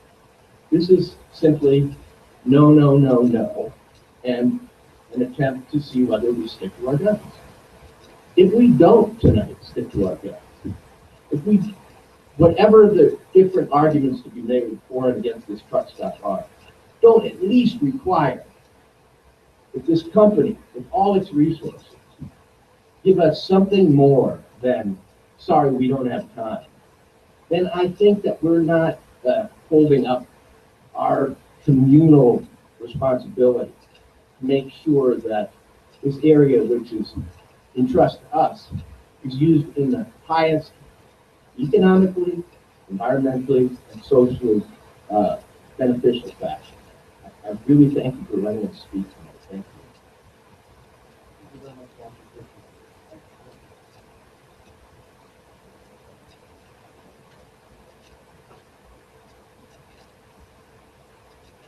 I wish I could use my words like he does. I would just quit. I mean, I have not heard a word. Just for the record, please state your Oh, name. I'm sorry, Sharon Snow. I haven't heard a word about what they pay. And as a very long time employee in retail, I wasn't making any money until I became a manager. And I'm sorry, Mr. Lee, I have to backtrack. I don't drink, so I don't know what prompted me to call you and say that. And in the newspaper, I said I thought it was a good idea, until I remembered that I really don't like corporations, and I like them a lot less than city people. What do you think, minimum wage? Minimum wage? I mean, Montana just changed minimum wage to $8.25 an hour. I would absolutely challenge anybody in this room or any government of Montana to live on that. I wish they all had to. It's an insult. It's like McDonald's $1.5 million CEO and the work rate 25 an hour. And this whole business about trickle down, it never trickles, ever. And I think that I absolutely agree, ma'am. I think that they're going to come in, they're a big corporation, and they're going to run with it. So I hope we never see it. I hope I never see it. Like I said, I have lived here for 47 years, and the town has changed. When I lived here, it was a hustling town with the shops going full force and the bars full all the time. But it's not that way anymore.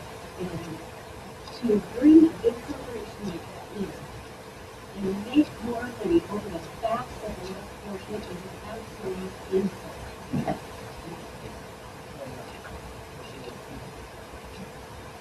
Is there any other public comment? All right. Go ahead and speak in any.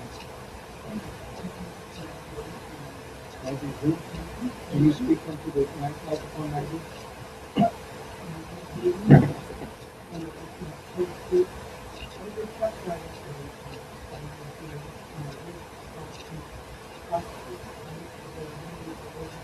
I'm sorry, people in the back can't hear This is you. a windy area, and we have the river crossing the river, and many times the truck is not a truck. And a truck's not going out, it's us. And the long way, we can take it in the roadway, and I was in my road stop, and like, it loves truck stops, and you're supposed to stop, I'm sorry about this. Like, there's signs, I think people have their respect. They will allow truckers to see it for a really long time, because they can get it. And then I want to go and recommend it in places and stuff. And we all of us become on truckers and police and so I think we all provide for the they cannot get that spot and they can find out that way, find out that way, and disturb somebody's view, but I don't have any other comments about it other than that's another consistent. Plus, on the road guard, now we allow truckers to rest, and maybe some of us who live right near all that traffic can give a break because they can wait for the weather to clear up and they can go back on highway. That's what I have to say. Thank you.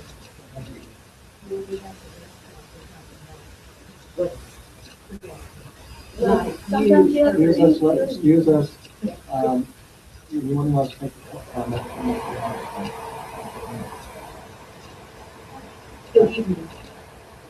My name is Jan Greenwald, 5783 US Highway 89 South. I am the manager of the Hartley branch, and unlike a lot of people, the Love's Truck Stop is going to be our neighbor. We're going to see them every day. And we want, if the Love's Truck Stop does go in, we want to try to be as good a neighbor as we can, but we would like to show them respect. The Arcade has strived to be a good member of the Livingston community and a good partner with the local government. The Arcade is not against anti-development, but does want to ensure that the development takes place in a responsible manner. As the Arcade watch the process unfold with Loves, we can become very concerned as to whether Love shares the same desire to be a good member of the community. At the last meeting, there was a substantial concern raised by the public and by this commission as to various issues, including the sign and the need for studies on the impact of the proposed development. In response, Love has completely disregarded the input from the public and this commission. It has brought forth an annexation proposal where a small parcel of land would not be annexed, specifically for the purpose of being able to construct a sign that vastly exceeds the city's ordinances. The city has worked very hard to impose reasonable sign ordinances and protect its night skies. Yet if the city were to grant the petition and give a green light to the Love to install the sign, it's completely out of keeping with the city's ordinance and the nature of the area. The sign would have a drastic impact on the Hartley. In addition, the Hartley owns a substantial amount of land that is across the street located in city limits and zoned residential. Such a sign is not in keeping with the neighboring residential zoning. Loves has refused to conduct any of the studies asked by this commission. The refusal demonstrates a disregard for the needs of the community and seems clearly to indicate that Loves is not interested in being a good neighbor and a good partner with the city. In considering this petition, the Hart Committee respectfully asks the Commission to consider the actions of Love and the indications it has given to the type of partner they would be. Thank you.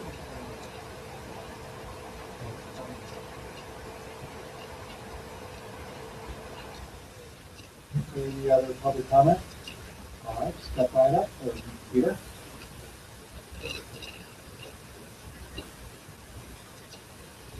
Go ahead and state your name and address for the record. Thank you. I'm Peter Fox, 157 Falls Creek Road. I want to speak and I just focus on what I think is the aloof approach that Loves has made to the greater Livingston community. I've been a communications professional and have been directly involved in directly involved, not absolved, in economic development for more than 30 years. And in my opinion, this is a textbook example of how not to inspire confidence in a community in which a business wants to locate. With all due respect to Gordon Olson, this is a letter from a parent to naughty children.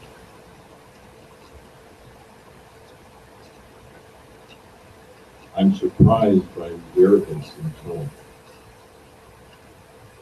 Obviously, the letter was approved by Loves. What is mystifying to me is that Loves will let the engineering company carry the water, carry the message, but it's not here itself. The only presentation that we have from Loves is from a rather inarticulate property locator from Ogden, Utah. I note that in the letter it indicates that they would keep a portion of the property they would purchase as a small part of county jurisdiction. That's for the sign. And in a manner of speaking, they're going to say, we don't like your sign ordinance, but we really love your community, and we do all these wonderful things for the community. But however, they know enough to say, we're going to put a stick in your eye and put that sign right next to the city limits, a few paces away from the city limits, and we're going to tell you that your nice sign ordinance isn't worth it.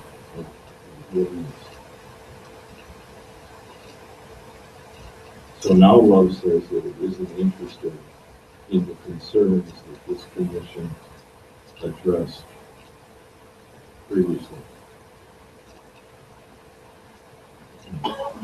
Up to this point, my personal opinion about this proposal was simply that it needed a clearer look, a closer study before any yea or nay could be made, and I share that opinion with several of you actually. Now, based on this posture that Loves has taken, I would urge you to deny this annexation. Not only would it create an undesirable county jurisdictional change, but there is a question of whether the business would be conducive to the eventual development of residential land, of land zoned for residential purposes in close proximity. Thank you. Thank you very much, Peter. Thank you. Anyone else have comments? Please come on up.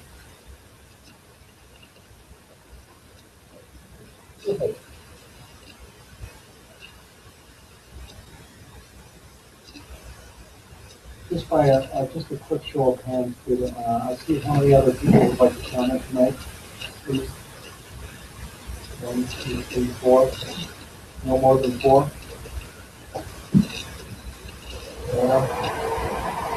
Hi, my name is Amanda Fortuna, and I live at 116 East Calendar Street. And I'm also a journalist who lives here in Livingston and used to, analyzing facts and studies and things like that as I do my work in order to come to an assessment of things. And anyway, I worry, my worry is about the business impact that a Love's truck stop would have on the community.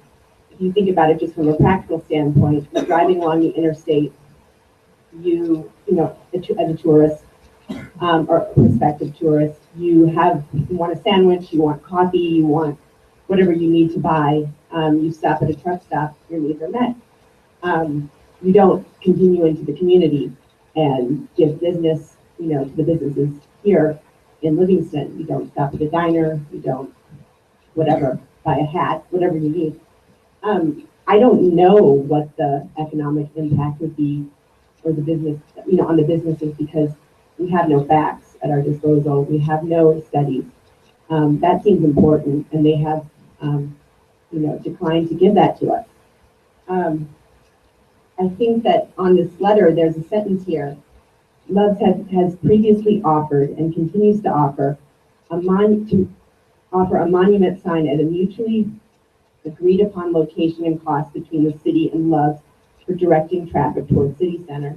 That seems a sort of tacit acknowledgement of what I'm talking about, that we need a sign to direct people into the city, into the community. But when you think about it, if your needs are met, the sign isn't going to do anything. You're just going to continue on, past Livingston. And I just think we need to strongly consider what the impact would be on all the many, many small businesses that make up our community. Thank you.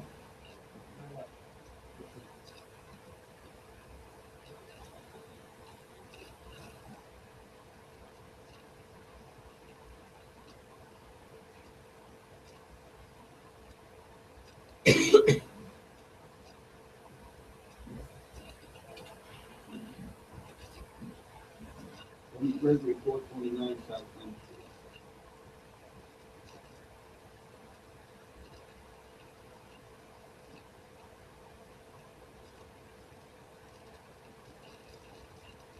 I've been to every, commission meeting at this Love Truck Stop. Just wanted to be friend, of course, I found it in free.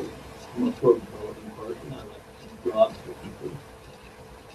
However, the first meeting, that I came to, and, Olson was here, and there was a man who was supposed to be, I guess, a PR guy for, Love's Truck Stop.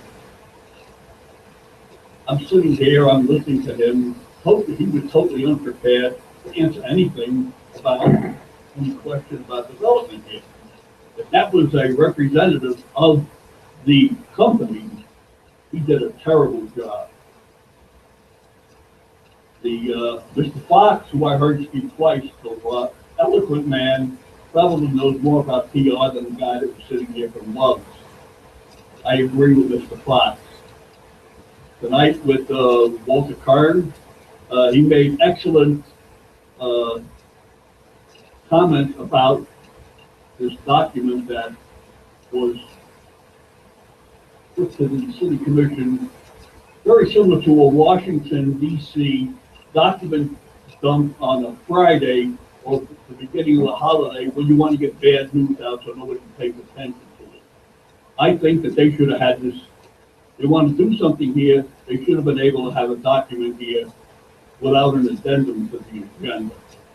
That rubbed me the wrong way when I read that in the newspaper. Everything that they had there is a no, no, no, no, as Mr. Curtin stated.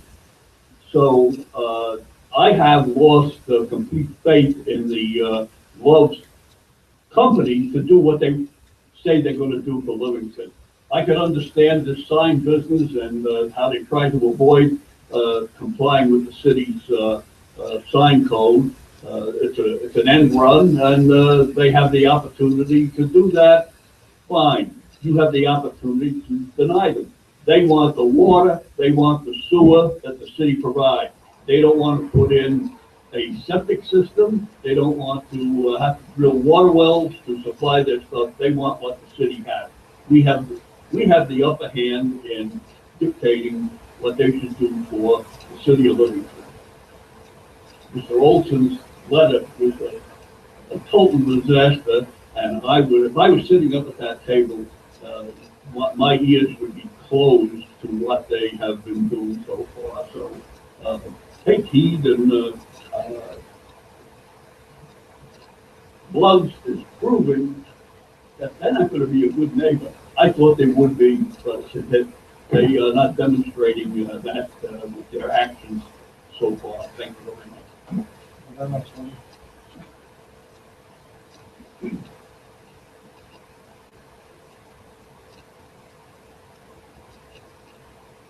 Warren, how are you tonight? Very good, thanks. Well, everybody's pretty much stolen my thunder, and I'm really glad about that. You should have, state your name and address. Warren Maybe, South 8th Street, Livingston. I think that this letter is the icing on the cake. It really, really is. And when I read the paper today and read that they were looking to discuss the specs on the sewer line, I mean, when you're talking about pipe diameters and lift pumps, I think the bottom line is, should you have it at all? And there were 120 people in Livingston who signed a petition, and this is people who support the city, of businesses and buildings in the center of the city, who at least asked, if nothing more, than for a study to be done, and they're just in too much of a rush. They build 20 of these a year. I think they should build a 21st someplace else. I really, really do. And I think there's a positive aspect to all of this. I had about an hour-long phone call from a pro person who's a Livingston native, and the first words out of his mouth were, "What the heck are you doing?" And he had no clue what everything that would have been involved if this truck stop wound up outside of Livingston. This is a permanent situation. They're not going to be there for 5 years. They're going to be there for a very, very long time and affecting Livingston the whole time. This is pure arrogance. I could tear this letter apart in seconds. I was hoping it was cut and paste from Oklahoma. But it's just one bit after another of either half-truths or non-truths. They haven't been here a year or near a year. They've been here since April. They've withdrawn it twice.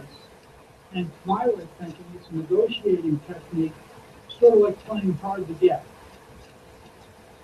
And they're hoping that people say, oh my God, you're gone now. Well, I think they should be gone now. They want a real quick, expedited answer. I think it should be no.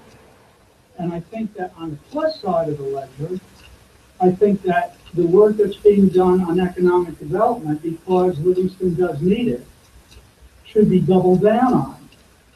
But this is not the answer, and for the person who wanted to know what they pay $8.55 an hour. And you can check that on Google. That's not my urban legend. There's a couple managers, I'm sure they make more, but the 40 to 50 people that are there are going to be making $8.55 an hour. So I sincerely hope that you reconsider. This is a true pig in a poke. This is like Nancy Pelosi saying we have to pass the Affordable Care Act before we know what's in it. You pass this and you'll find out what's in it. And none of it's good for Livingston. Thank you.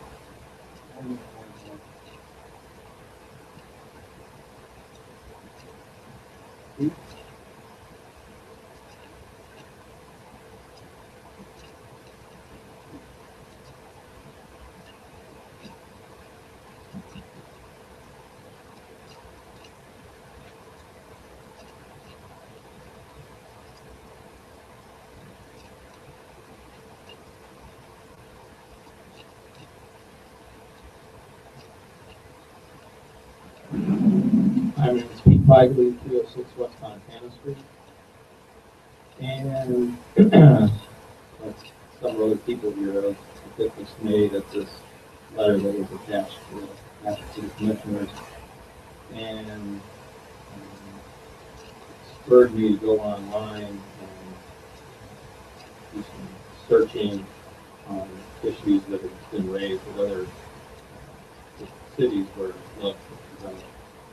And first off, I guess most striking is the fact that Lux doesn't have a knowledgeable representative here, a Lux employee. We've had people at commission meetings all over the Midwest, California. It doesn't imply that they have a lot of interest in this, but having somebody that gets the company here. And then the couple other items that grabbed my attention, the sign is one of them, and I thought the request that the sign be 40 feet high, 400 square feet, was pretty reasonable. I don't care if the sign period, but be that as it may, truckers can read the speed limit sign, read road hazard sign. You don't need a giant sign at an exit for Livingston where there's nothing. Small sign would do. And the response that they gave back was that the sign must be 60 feet and 600 square feet for visibility and function. And that's supposedly based on a previously completed time study. And I emailed Mr. Olson yesterday requesting a copy of that sign study for the commission and for the public. And I'd like to know what are the factors that you look at for a sign in order to draw people off the interstate. What happens if it's not 60 feet? Does the amount of traffic coming into Love's truck stop diminish substantially? What's the cutoff point for them making a substantial profit off the side of the sign? Did you do a study? Yeah. Ask that question.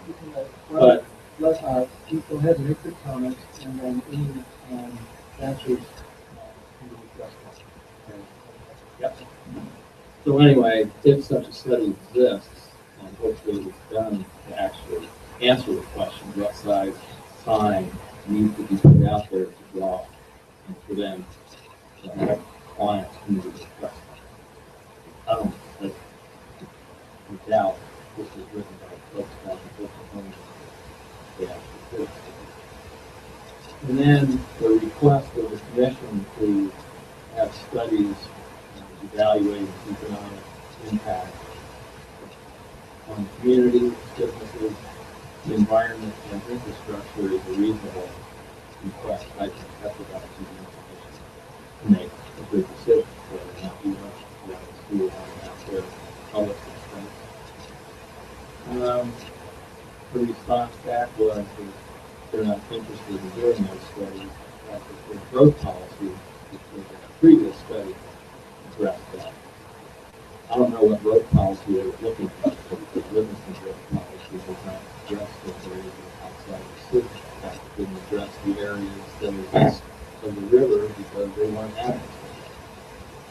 So either Mr. Olson or people back at corporate office never took a look at the Livingston growth policy. So those are all red herrings thrown out there for the world or the public's eyes.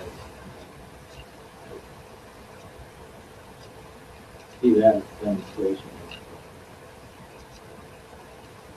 of not goodwill for what goes down the line.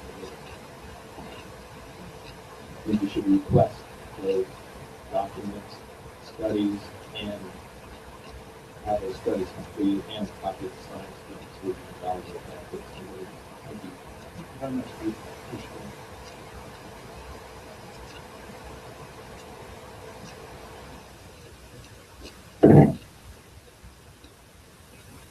Let me start, sir, if you don't mind. I'd like to get another show of hands who still want to make comments on this issue.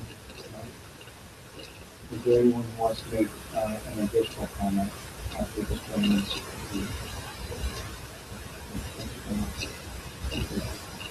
Trent Gardner, Bozeman, I'm the attorney for RJ. I've never seen a process like this where a company was seeking annexation or some sort of development where they didn't have their own people that are intimately involved in the process.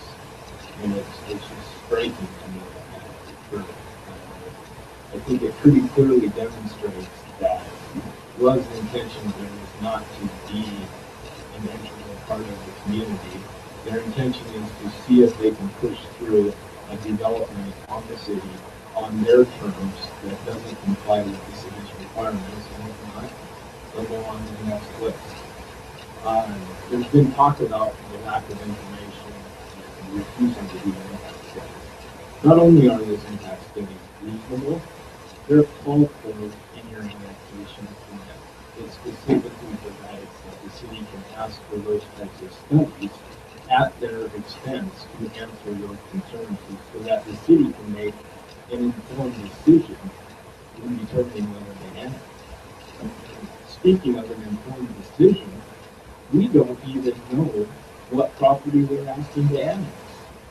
Any annexation plan, it requires that before it comes before the city council, they submit an annexation map showing the property to be annexed. That can be attached to the eventual resolution. We don't know which property they're asking to annex. I gather that there's 2 parcels of land. They're going to do a boundary readjustment and ask for 1 parcel to be in the city so that they can get the city water and sewer that they so desperately need, while at the same time leaving a small chunk out there to put the sign on so they don't have to comply with the city requirements. And the commission and the city and the residents of Livingston worked long and hard to impose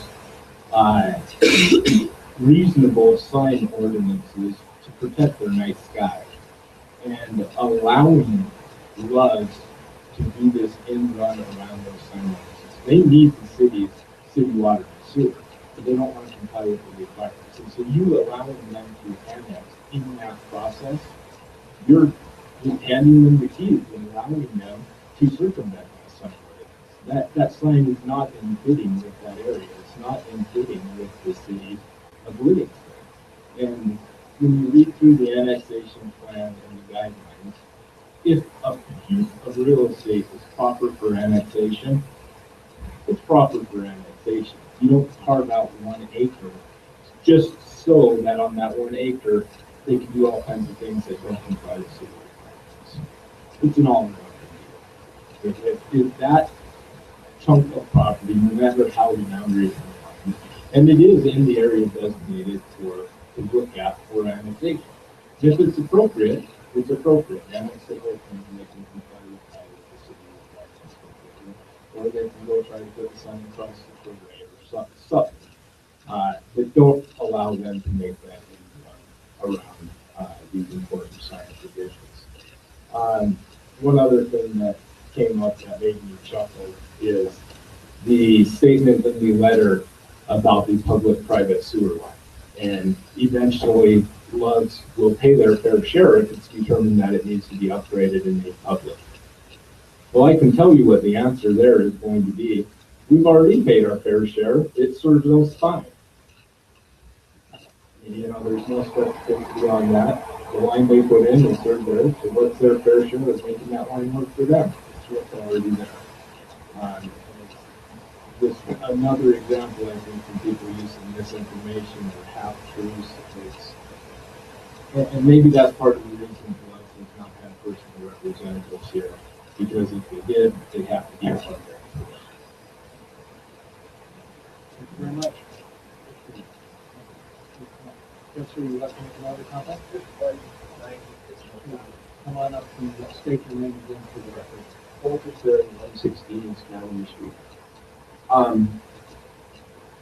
I dare say that owning a building downtown, you know, in Mexico downtown, if I wish to change the appearance of my building to any significant degree, I would have had to do more than this giant national corporation is willing to do. Put this huge parking lot with its underground unit tanks, its many stores, and perhaps two hotels, etc. outside of it.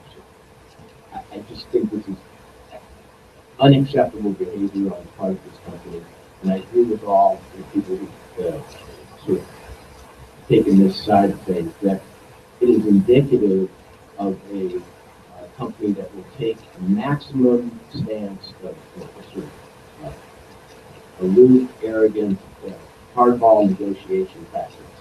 And we have to be at least their equal if we're going to enter into any sort of relationship with them. And to simply roll over to this kind of level is not to show them what they are.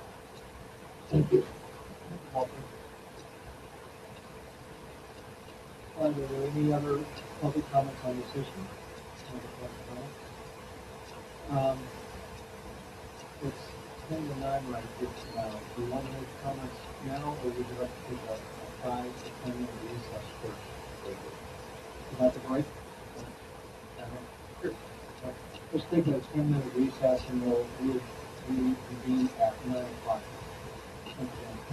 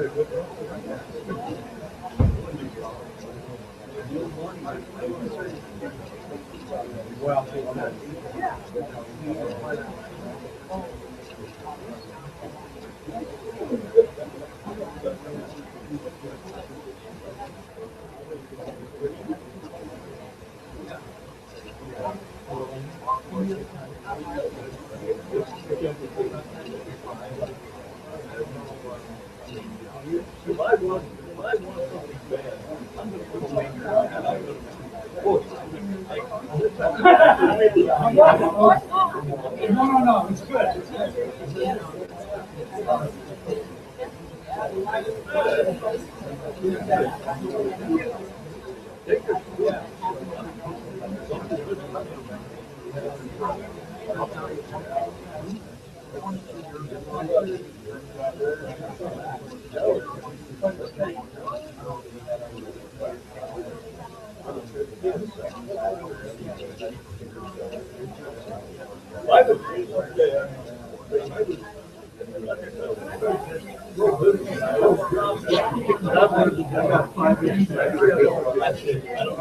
I'd like to talk to you more about that.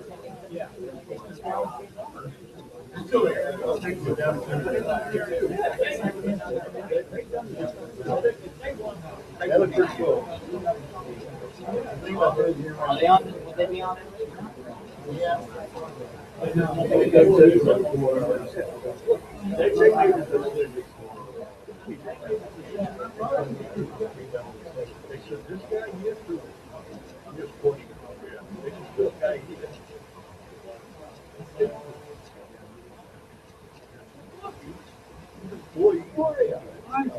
I thought you were gonna need you there for a minute, but you know, I knew you had to go.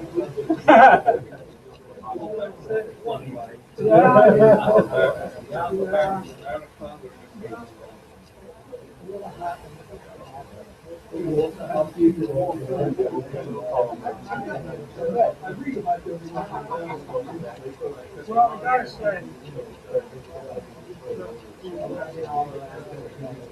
turnout tonight for the first time, I think is I don't know if you. It's outrageous. This one is up here. Yes, yes, it is amazing. Well, they've given up. You like it? They asked the original guy, not the engineer, guy from Russ, who's only been here twice. I think. They asked him, what about salaries and benefits? Oh, they're great. Not a specific. Well, you look on the, salaries, it's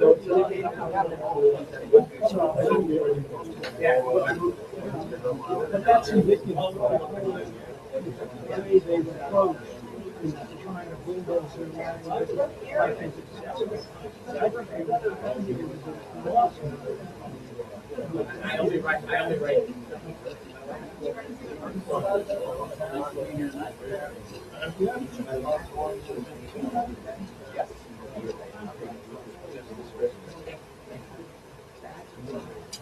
yeah, I hope you're taking some of this into consideration.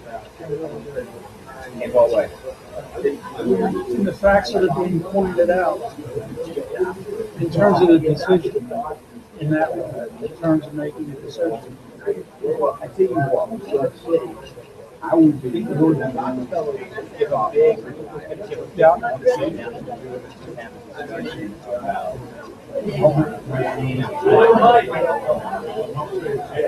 Absolutely. My job Right. Right. now my job is here. It's also not my job to It's also not your job to ignore your constituents, by and large. I'm just saying, I've never done that. And I've never ignored you. I think we should all do it. We may have a different view. I think we should all try it. Right. Pros and cons. I've never ignored anybody. I've never done it. No. Now, and I would be willing to sit down and have a cup of coffee and just talk about your perspective and my perspective on economic development and the reality Right. of it. Right. Right. Right. I come from a background where my family worked together. I was very happy. I get my dad was the first person to come. I never begrudge that. I make No. there's a lot of people that have that. So I'm very careful not to see No. But you see, they do it. I'm saying not study whether it's going to be their jobs. I mean, that whole approach. Yeah.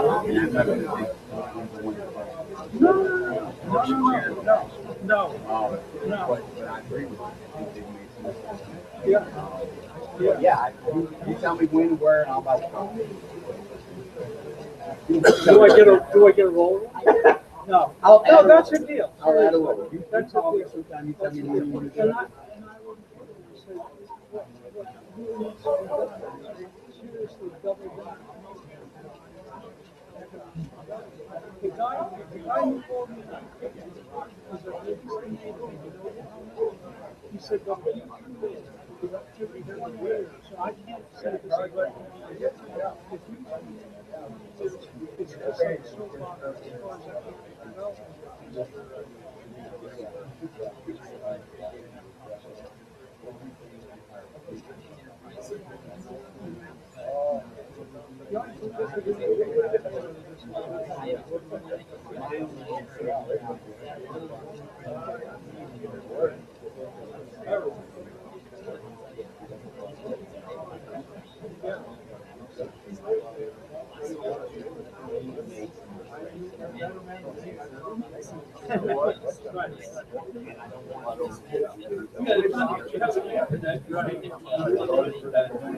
Yeah, no, and in fact, on a very unofficial basis, I would already begin to start.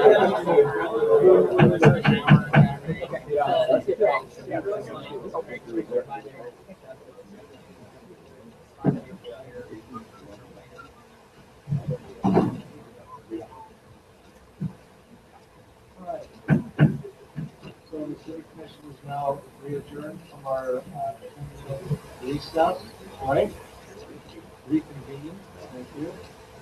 And if there's someone out there, always going to keep an eye on there. All right, so we're going to give for the commission comments on this issue. We're going to give Mr. Olson a chance to look into go ahead, please come to the state your name and name again. Jeremy Olson, and Belgrade. I couldn't break down all the questions. I know that there was a couple questions asked from Mr. Beagley, right? So regarding the study, there was a study completed for the sign height that was completed by the company in Oklahoma City.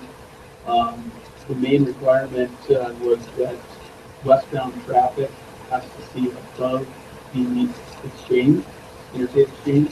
And so the height of the sign being 60 feet was the minimum that you could see that sign from a reasonable distance, for a trucker traveling at 75 miles an hour to have time to migrate over to the right lane and get off at that particular interstate exchange. So 2 meetings ago, I believe it was, we brought pictures of that sign study to the commission meeting, and we passed it around and looked at that. Regarding the,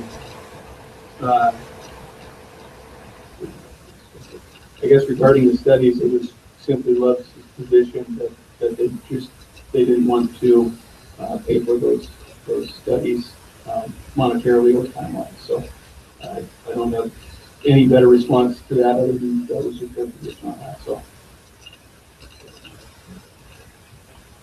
I'd open it up to answering, I guess, any questions for you guys or anything that you may not have addressed back to the material. So Are there any questions or comments for Jeremy at this point?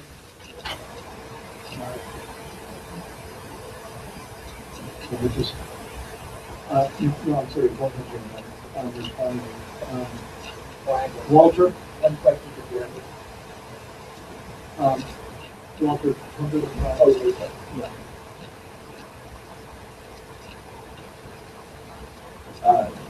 What sort of direction did you get in drafting of this letter from corporate headquarters? We sat down and went through all of the answers.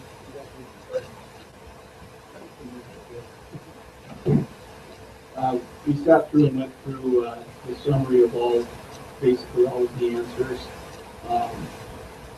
that Mr. Meeser put together after the last meeting, and collectively we went through all and answered all of the questions correctly as they were posed to us or came to us.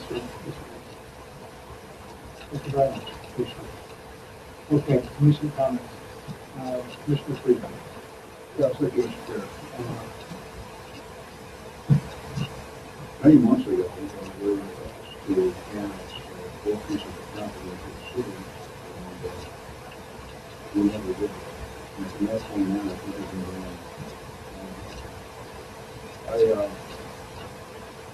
My initial reaction when I heard about this at first was it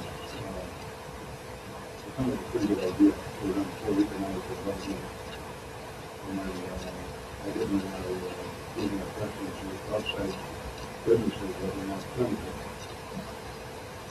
But listening to the comments and thinking about this myself, I would like to see more concrete information, schematics to make a decision. In this particular letter that people have stated, this denies a lot of information, I think, that people in this community. Pretty hard to ignore it. As I talked to a couple other people, I think they were all way back when, this might be a good idea. And still need to be a good idea. But we don't have a lot to work with, so. Taking the need and attitude of the community, It's just a trigger and maybe it's really another comment. There's nothing really under there at the moment, but we don't have the answer situation. I appreciate everybody's input on that.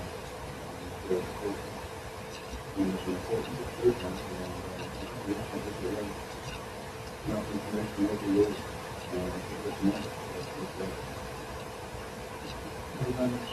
Commissioner Stark?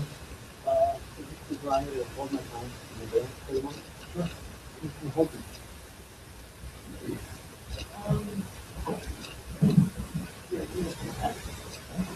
Uh,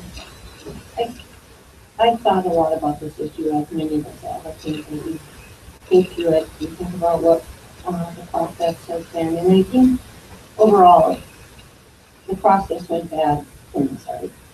And I said that before we I think that at one point or another in the process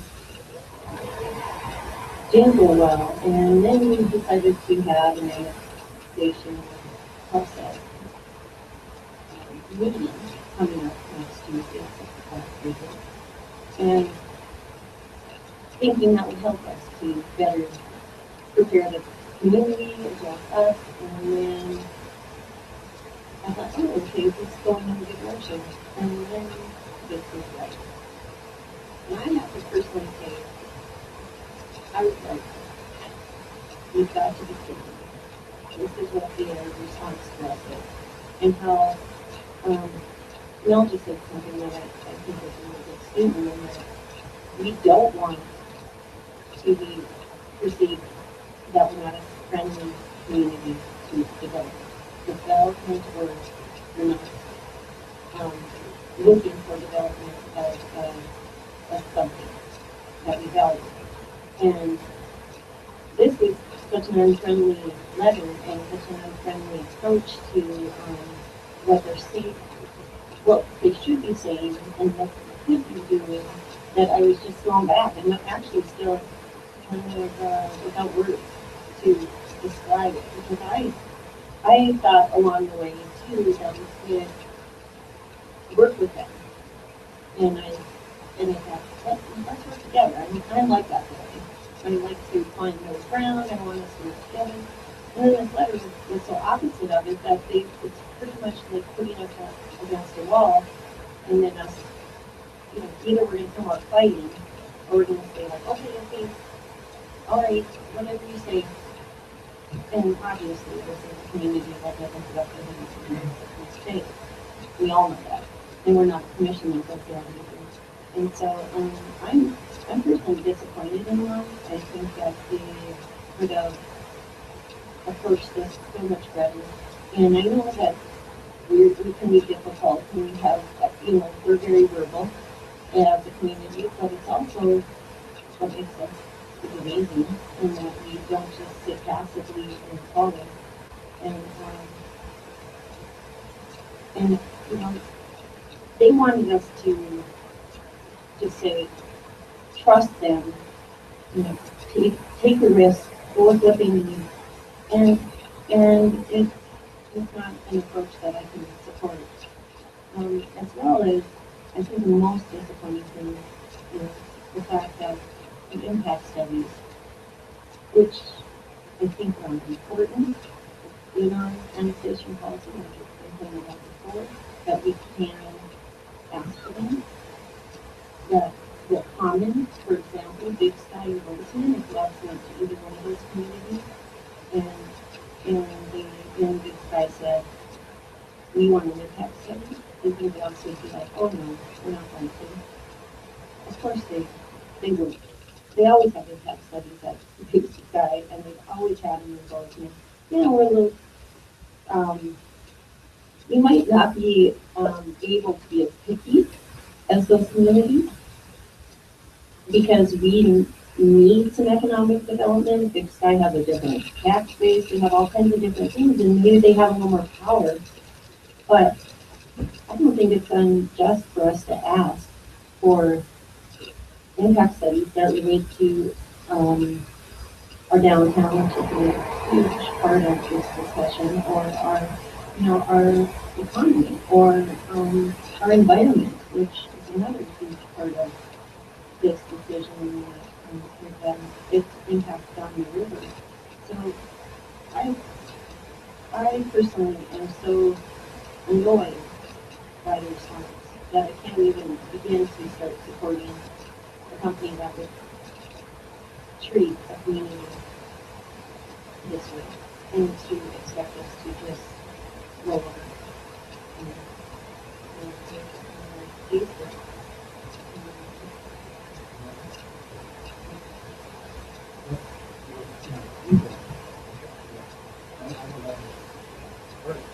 I,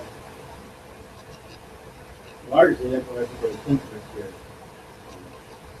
I'll try not to be too redundant. Like, as James said in the past, but as he has said in the short proceeding, I wanted to approve this development. Um, I'm all for the short development, but it has to be done in this economy. The process has been, of course, very, and it's also worth noting that Commissioner Hogan said we have a meeting, a workshop scheduled for next Tuesday, specifically to talk about the process. So really making any decisions today at all would be premature, but this letter is so hostile. Let me do your kidding. We're talking about annexation. The annexation is obviously related to the development. The annexation is a major stake in the ground, which some otherwise would be preposterous. You even said, once you're annexed, the city is required to provide services within a reasonable amount of time. So if we annex it, we're on the hook to provide services to the city. The annexation is critical, a critical first step in this process. The annexation policy obviously applies. There's a discussion on whether or not the annexation policy applies. I sure hope it applies now with an annexation request. Item number 4 in the annexation policy, like requires the things we're asking for. The city's annexation policy. Number 4, impact on transportation systems, solid waste collection, and emergency services will be considered requests. None of that has been done. Emergency services, I think you guys have discussed, in solid waste, but not on the transportation system. The city may require, at the expense of the persons making or requesting annexation, the city may require, at the expense of the requesters, that a community impact report be prepared, which may include, among other things, technical studies related to the above-mentioned services. Which is exactly what we asked for and exactly what they did. And I agree with everybody saying that we need this information. We absolutely need this information. And if the truck stop is going to be there for 20 years, we can wait an extra 6 or 8 weeks for these studies. And, one of the problems with a letter like this, that just no one knows, it's hard to garbage. So it makes me feel like I don't even want to fund half the study. I want to fund all the study. I don't want to negotiate on this study. And I certainly don't want to negotiate on the annexation. So, this side. All right, so we got the study set. These studies are critical to move this forward. If we don't do the studies, I'm only one commissioner on one project. I will not vote positively for this development, annexation, extend the water and sewer, any element of the development. I will not vote for it unless these studies are reviewed. Unless annexation. Now the sign. I understand the need for the sign. I stick to the 40 feet and 400 square feet. If we're going to do the sign, it could be a little bit smaller.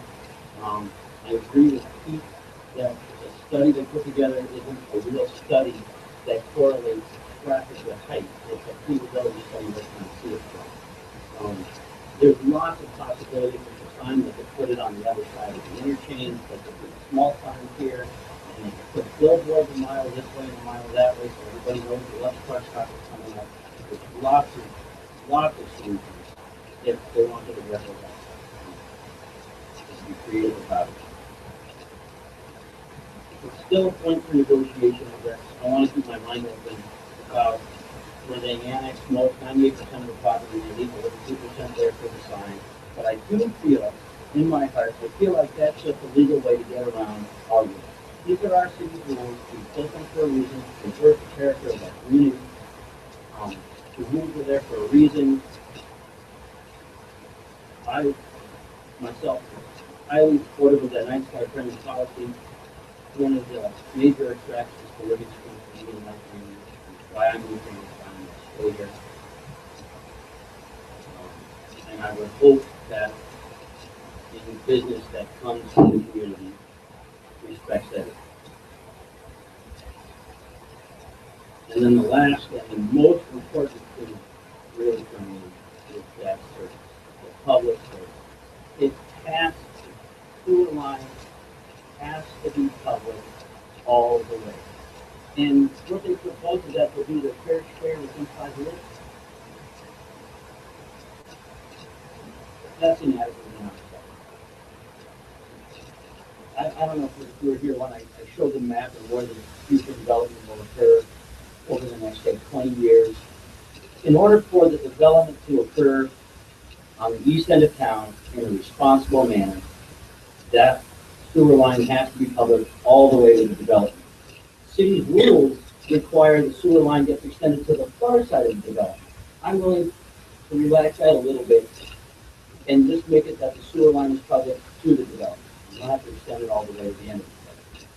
But the sewer line has to be public all the way. That's critical for the long-term responsible development of that whole end of the town. That is really my major sticking point. And that's 100%. If it's not public all the way to the development, I will not go for annexation, I will not go to extend water and sewer, or any other elements of the development. That's the most critical element. The second, the study. And the third, the sign, I retain a small amount of space for room for negotiation. Love came in and said, we'll give you everything. We'll make it all public.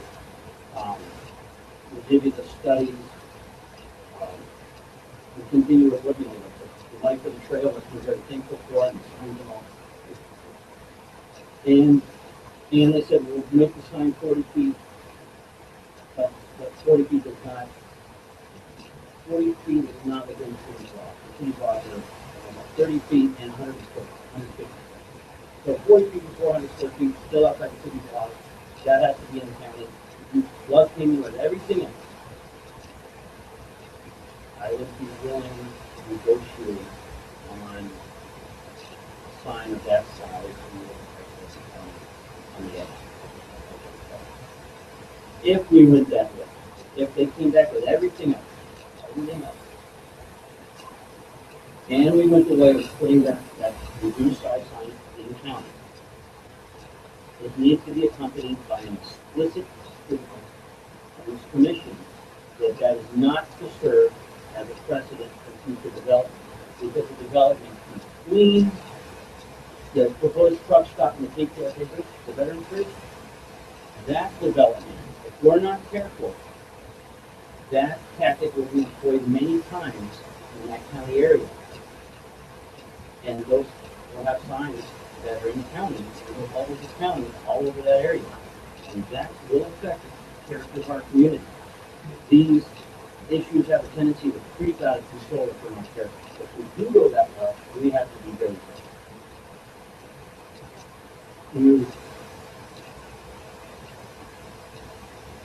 Yeah. Public sewer line.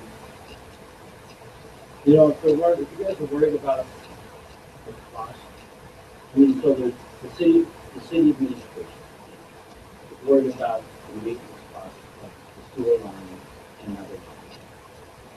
It'll be a brand new location, so hopefully we won't say too much. It'd be nice to know what those costs would be. I suspect the short-term cost will not be very much. And as time goes on and other developers connect to the water and sewer line, you know, the additional taxes will get paid to me.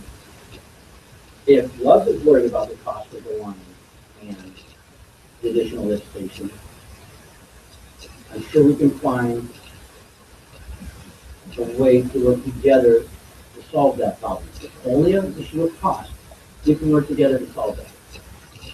TFL is a great example.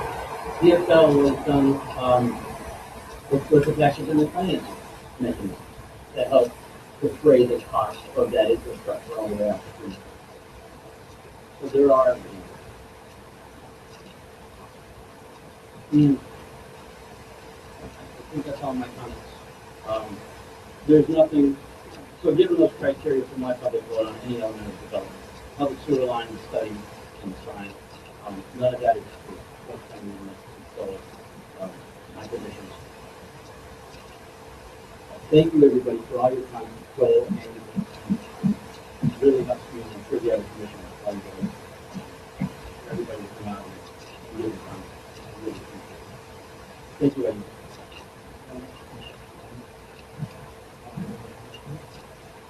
And I want to thank everyone else for being here tonight and sharing your comments and perspective.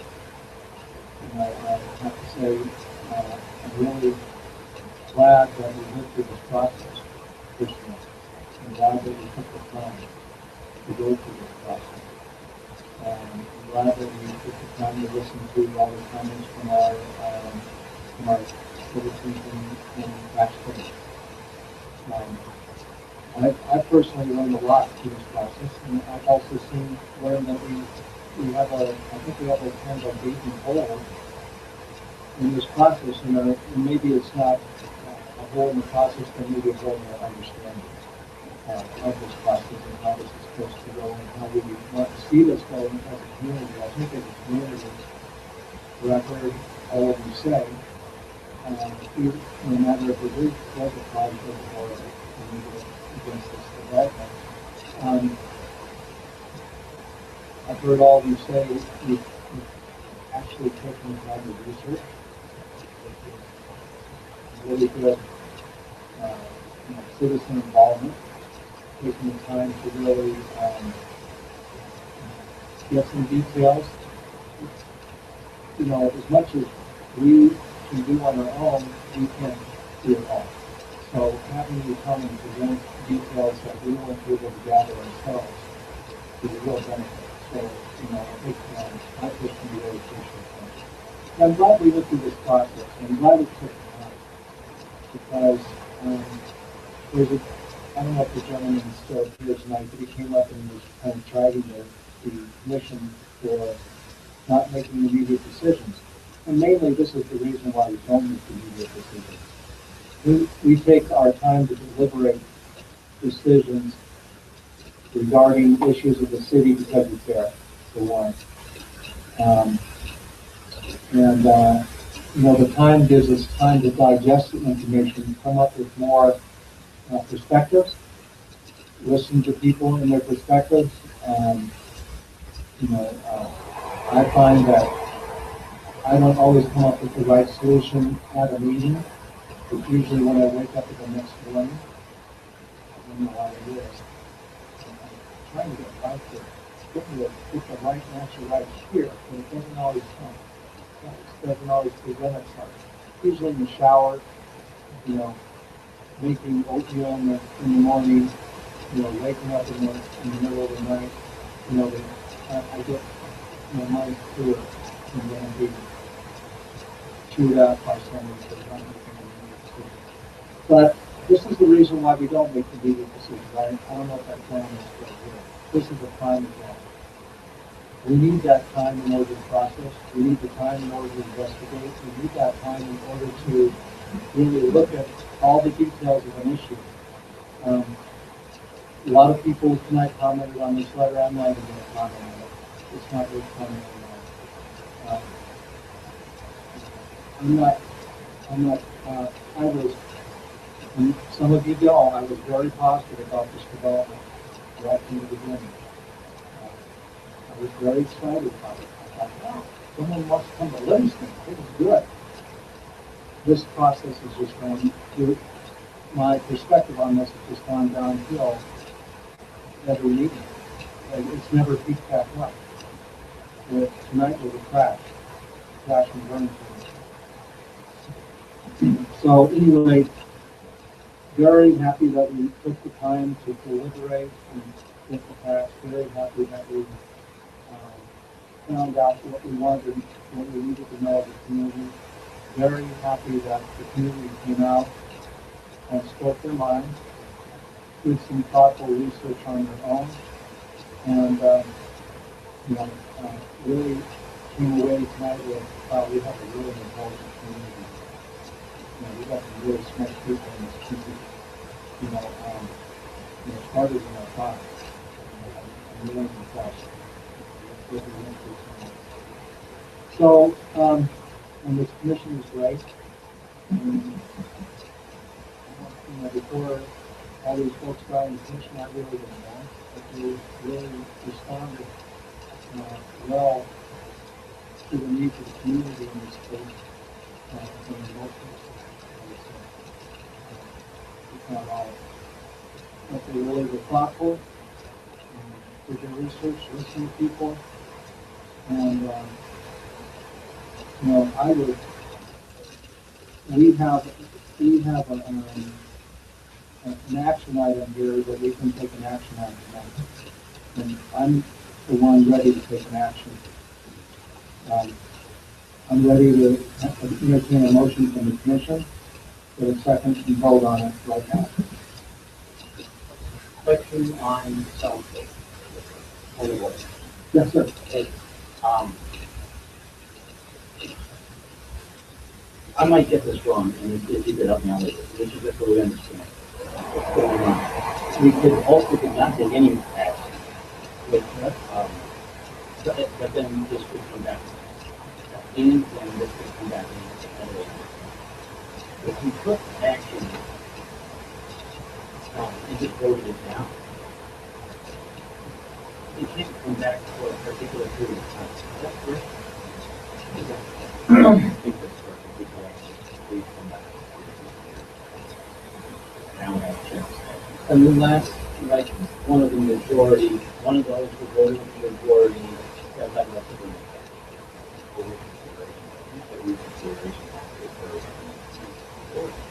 I'm not, typically that's what the rule of order within a relatively short time. And then there's a relatively long time frame before it can come back. Right? So if we do take action and slow it down, then we can still show you. Or we can take no action, allow it to respond as unreserved. I'm ready to slow it down. But I'll take my lead from the rest of the committee. Just need a motion. Yeah, just to be clear, so in my training from the previous one, he always, that was something that he always required that the motion be stated and then voted reflect the action.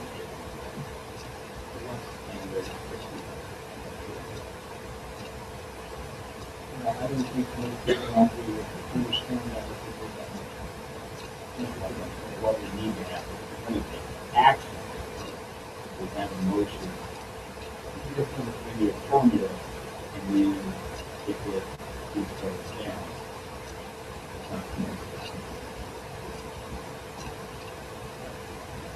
Just so everybody understands, that's why that's happening.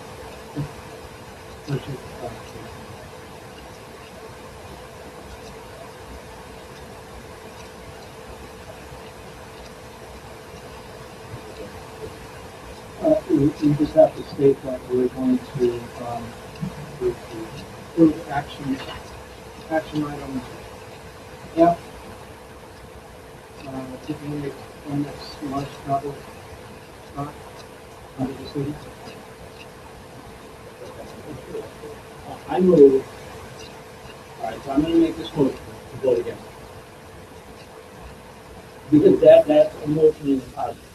A motion, you make a motion for something, you don't make a motion. So I move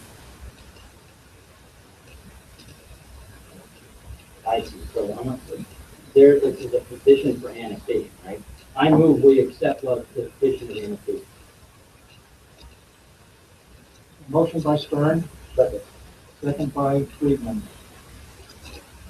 And you keep slow. Did I put a third by Wilson? All right. Commission discussion?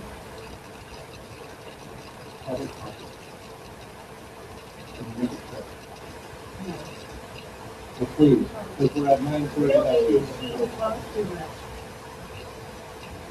I'd like to say here, we come to lives take care of it.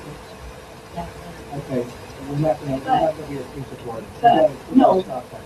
But, if you put that letter in the book, you find out exactly what needs to be done. We can talk to Jordan over that. All right. If it's very short. I was wondering if you're doing it backwards. No. You make a vote to be affirmative.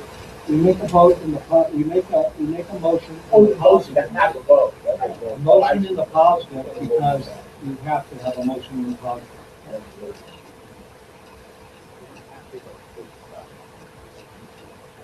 Good job of confusing. Roll call? No. Again. No. Motion fails. All right, we do have to, I would extend the meeting to finish up the guidance. okay. So that's a motion to, did you second it? Okay, so we are extending our meeting, which is the requirement of this commission at 9:30. There's a motion and a second. Can we have a roll call? Don't made the motion. Yes.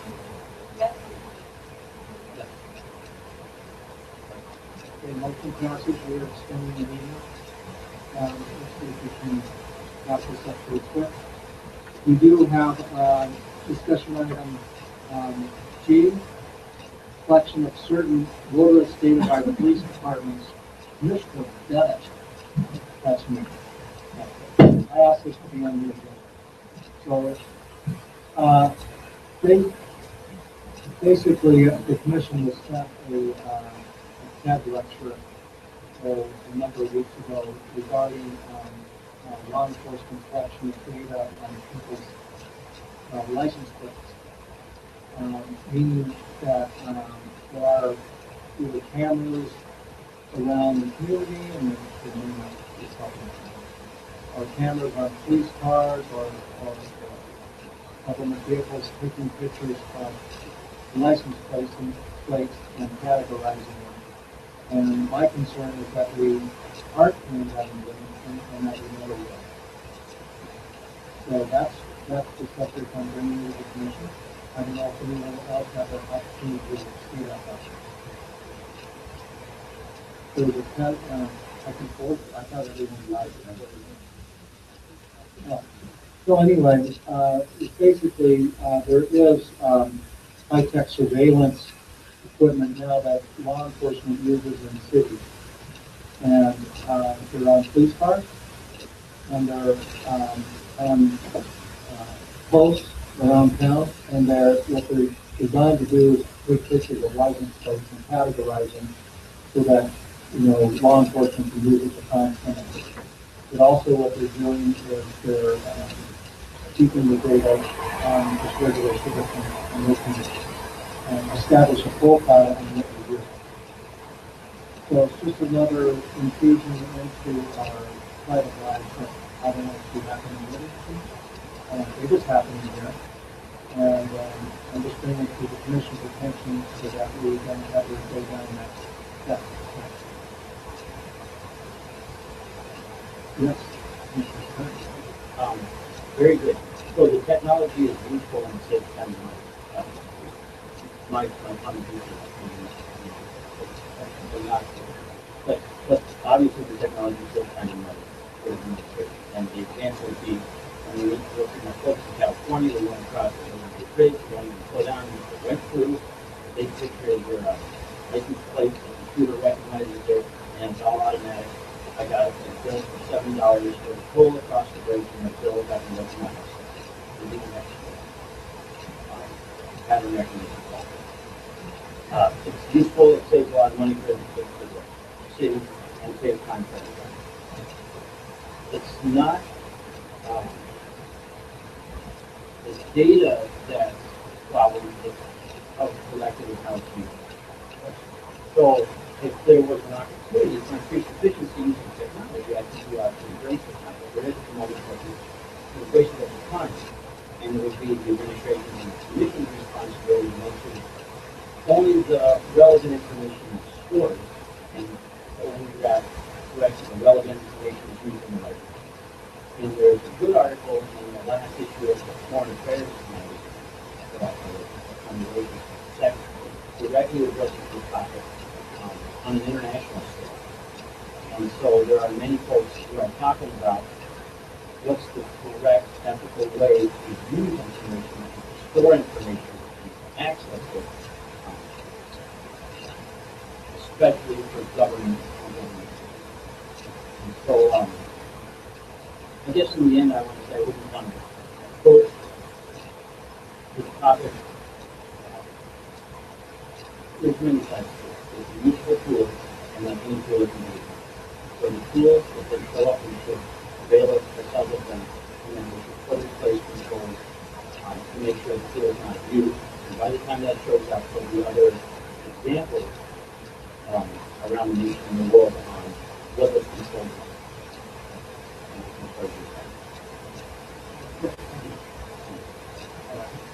Any other comments?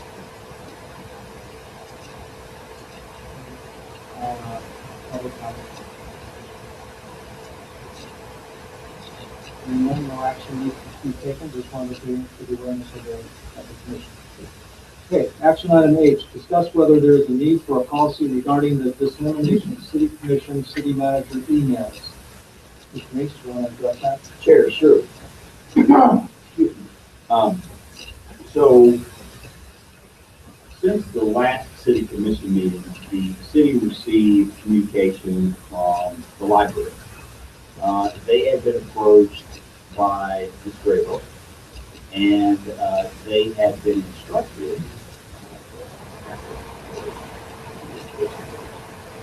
It had been relayed to them through Ms. Grable that the city wished for them to start being the repository and display site for commissioner manager emails. And Ms. Vaughn and I had a conversation. The library board was understandably concerned that they would end up with binders full of printed emails, and they began to ask questions about why did you all talk to us about this, where is this stuff from? So two things happened. Commissioner Bennett and I had, Chairman Bennett and I had a conversation, and then I followed that up with Ron. And basically what after our conversation, relayed to the library was that request was a request from a private citizen to the library. And it did not represent city policy, that we were not making, she was not making an official request on our behalf for them to become the repository. That the way I understood, she was going to ask the library if they would display her copy of the open records request that she made. And I advised them that that action was simply between them. Graybo and the city did not have additional administration, did not have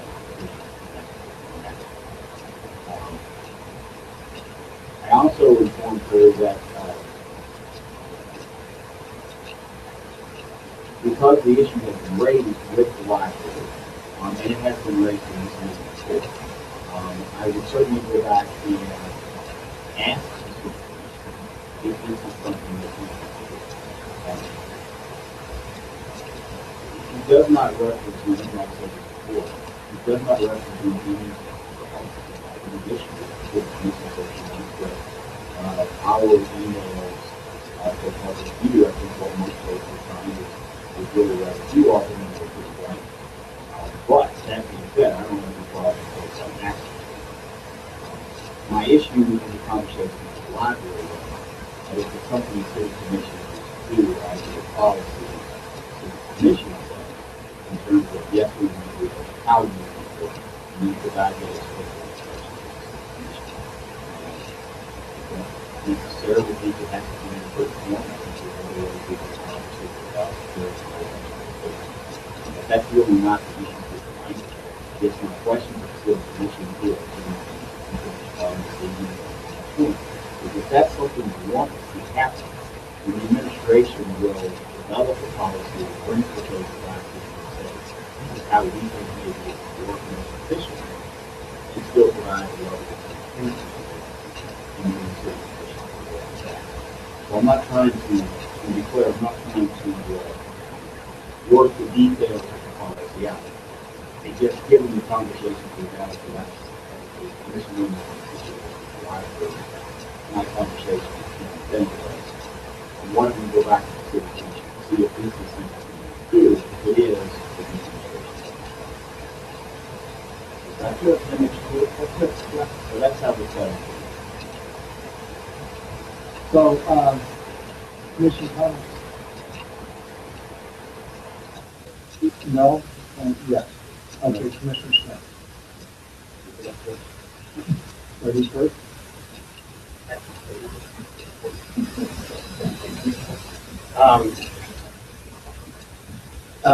I feel like the policies in place are entirely adequate. It's open records process. Anybody can fill it out and get all their email. I mean, if they did that, I mean, personally, what you said is correct. The emails are inaccurate and they're offered in prison. But, yeah, so if anybody wanted them, I'd be happy to share all of the email that I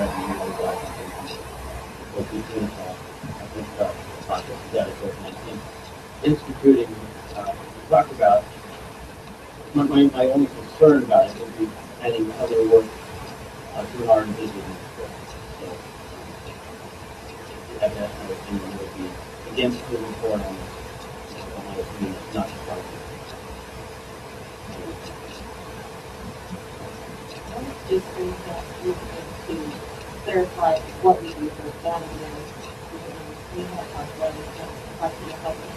We probably manage and our email and relationship with that. So, I think it's policy that is just something already addressing.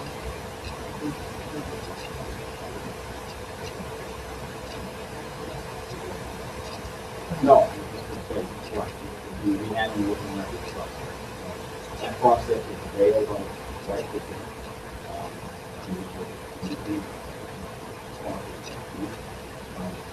and that policy also allows the folks to request things in a digital format, which certainly can reduce the cost of the request. We do charge 15 per page.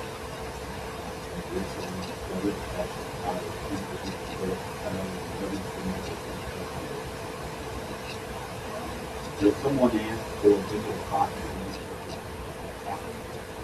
there may still be some cost. There's a time price, but it is not too very. You need to ask us and tell us if they want to do a copy. Clear with their request, if we don't allow that. As long as they're clear what format they want to do. Well, my only comment is, how many out there want to look at the city commission's email that we can have? 2 people? Are you guys kidding me? Okay, well, you can make a freedom of information application to the city manager. How many don't want to look at our emails? Okay, well, you guys want it. Yeah. Okay, very well. So, no action from the city commission, correct? All right, that was H. We're moving to, I think it's J, action item J. That's correct, Mr. Chair. Discussion item of litigation strategy to keep office with city attorneys. So, let me start with a review. When six- when the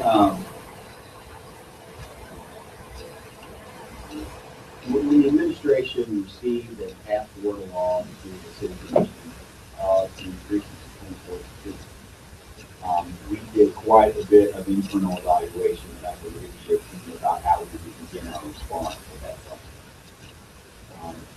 One of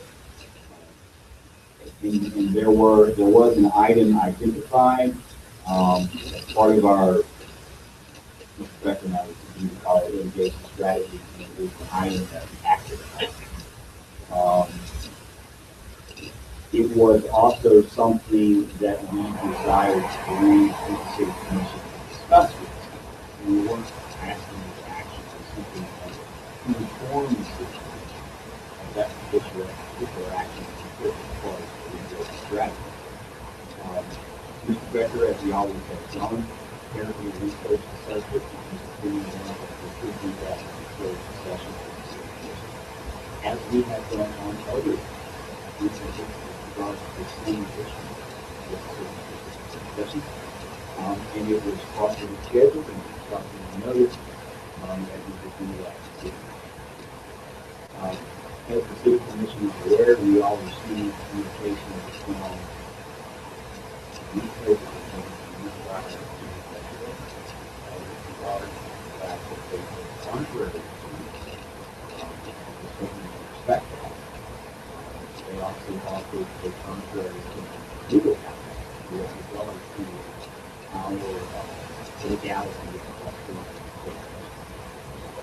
When that occurred, I reconsulted with Mr. Becker. We again researched the matter and then offered members of the community that we felt like that it was well within our bounds, but it was very narrow issue. People to inform the city commission within closed session. And the administration maintained that going forward, we have that certain circumstances with the curriculum. That being said, the scope of that conversation is so narrow, and without any action really being requested, it really does not merit the level of additional controversy that is brought to the issue by the interaction. So while the administration continues to believe that the work is stable, our position from our perspective is correct. It is really not worth controversy or keeping it as a I had a conversation with Chairman Bennett this morning to discuss that fact, and as a result of that conversation, the administration basically converted this item into a closed session. We added it as an opposite action item for tonight's public discussion. That's how we got to this. So I guess before I go any further, I would like to ask the city commission if you have any questions regarding what I just said. I'm not yielding the floor, I'm just asking for questions. No, I don't have any questions. So here is the item, here is the item that I had asked Mr. Becker, that we had proposed to put in place. Following the decision from the Supreme Court, the administration was approached by a union representative on behalf, and we were asked if there were any openings for possible settlement. Mr. Becker and I discussed that, and we met with the union representative, and we provided them two options. That we said we would be willing to carry these two options to the city for their consideration. However, nothing that we offer at this point without the commission's authorization in the court. The union representative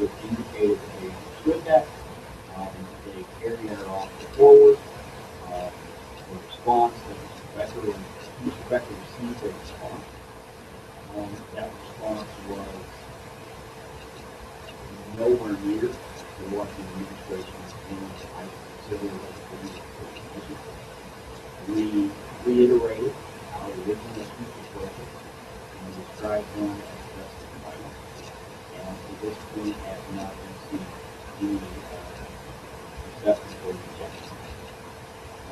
And it will be our intention to leave those proposals on the table, understanding that all they are proposals to carry to the city commission for approval, not until such time as Mr. Duval actually rejoins that is the complete total scope of what we're talking about.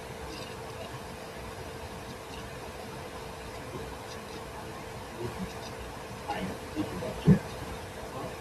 So is there any commission questions or comments regarding?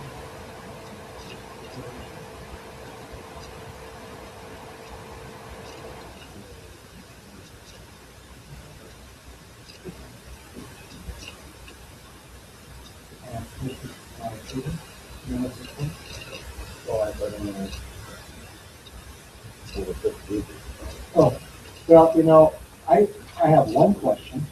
I believe this is public knowledge.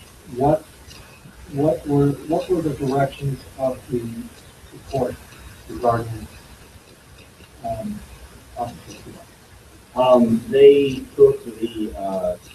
They took the opinions of both the arbitrator and Gilbert and basically relayed to us instructions with regard to people statement, purging the psychological and medical file, only 90-day inpatient petition,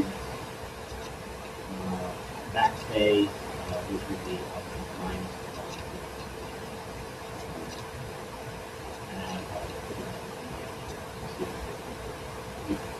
And that is what we needed to do when we say that as people goes with equal status.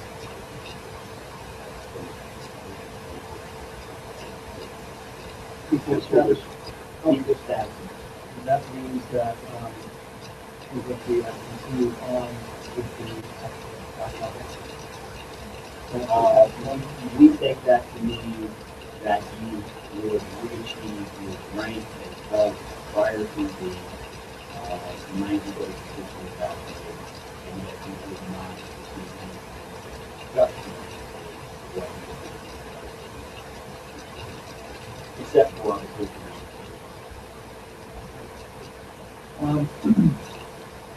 and if I may ask, what's the total value of the back pay?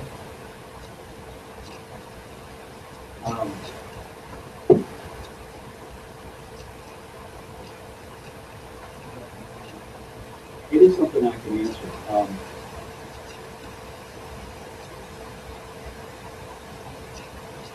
just trying to be very careful here because our agenda items talks about litigation strategy. Oh, okay. I think, Mr. Chair, what I'd like to do, if I could, is ask you to Hold on a minute. hold that question up. Just to make sure that it's clear. Okay, got it. 99% of the time I wouldn't do it. Okay.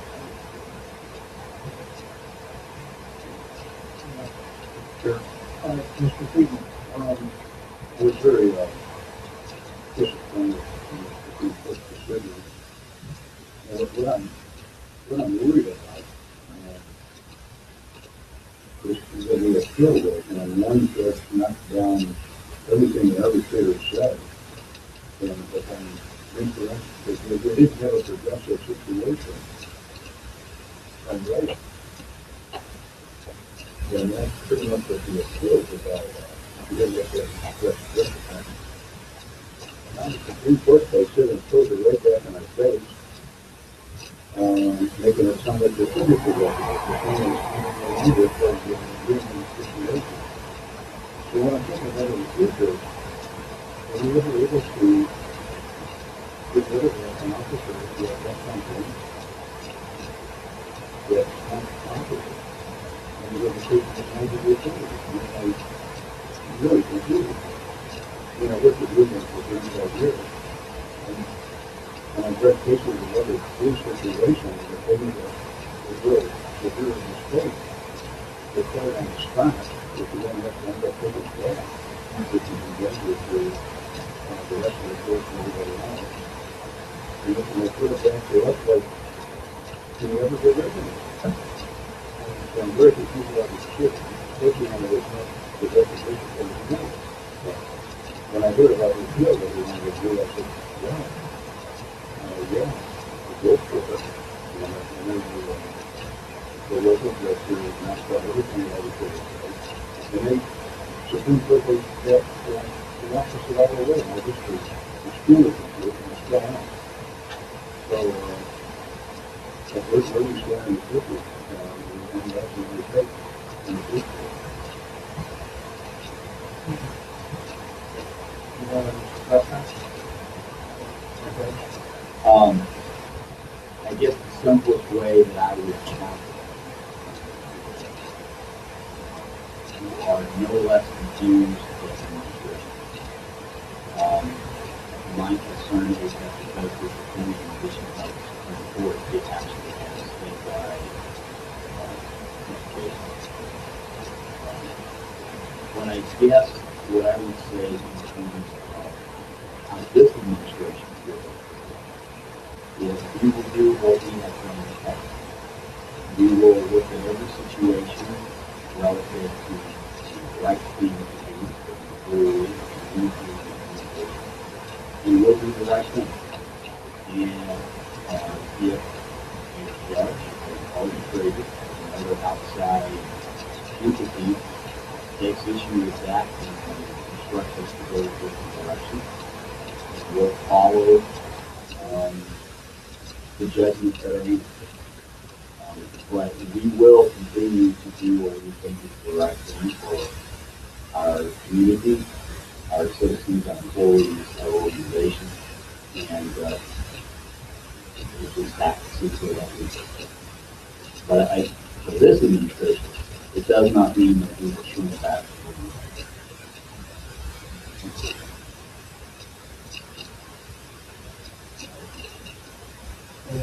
Is there any public comment? We want to have on this subject. I'm sorry, I'm sure it's me. Still. I'm sorry I talked so much before because I feel very passionate about this because I was treated like white trash by Mr. Tucker.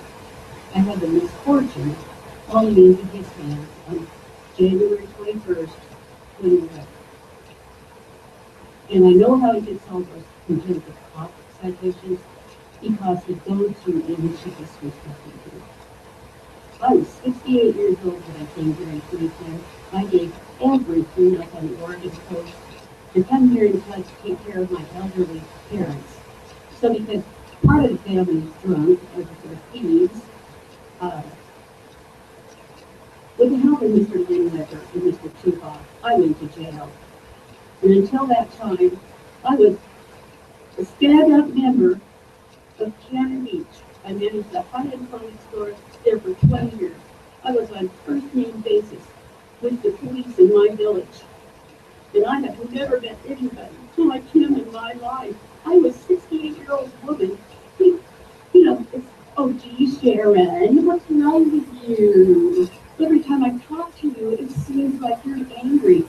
I said, you know what, I was son, she's a little older than you, and if you ever treated a woman my age the way you have, badge, gun, uniform, I would smack him. I said, if you're treating me like this, what are you treating young people here? And I'll tell you one thing, if I had the money and if I had a lawyer that would look at, if I could get a lawyer that would look at my paperwork and see if I had a case against the city, I'd be the first in line. I have never been. You know, I was considered white trash because my family's reputation, I had nothing to do with that. I never wanted to live here. I never wanted to come back. And I'm taking care of my parents. And you know what? They don't really deserve me. I'm sorry to say that. But they don't. I was accused of beating my mother, just like my brother was accused of beating my mother. He wouldn't touch her either. He has rage issues like I have, and we have reason too. And I'll tell you what, I'm accused. First, the family got rid of him because they were busy stealing everything my parents had in 2010. They left him with a house, 4 old vehicles, and 2 lots. No Medicaid.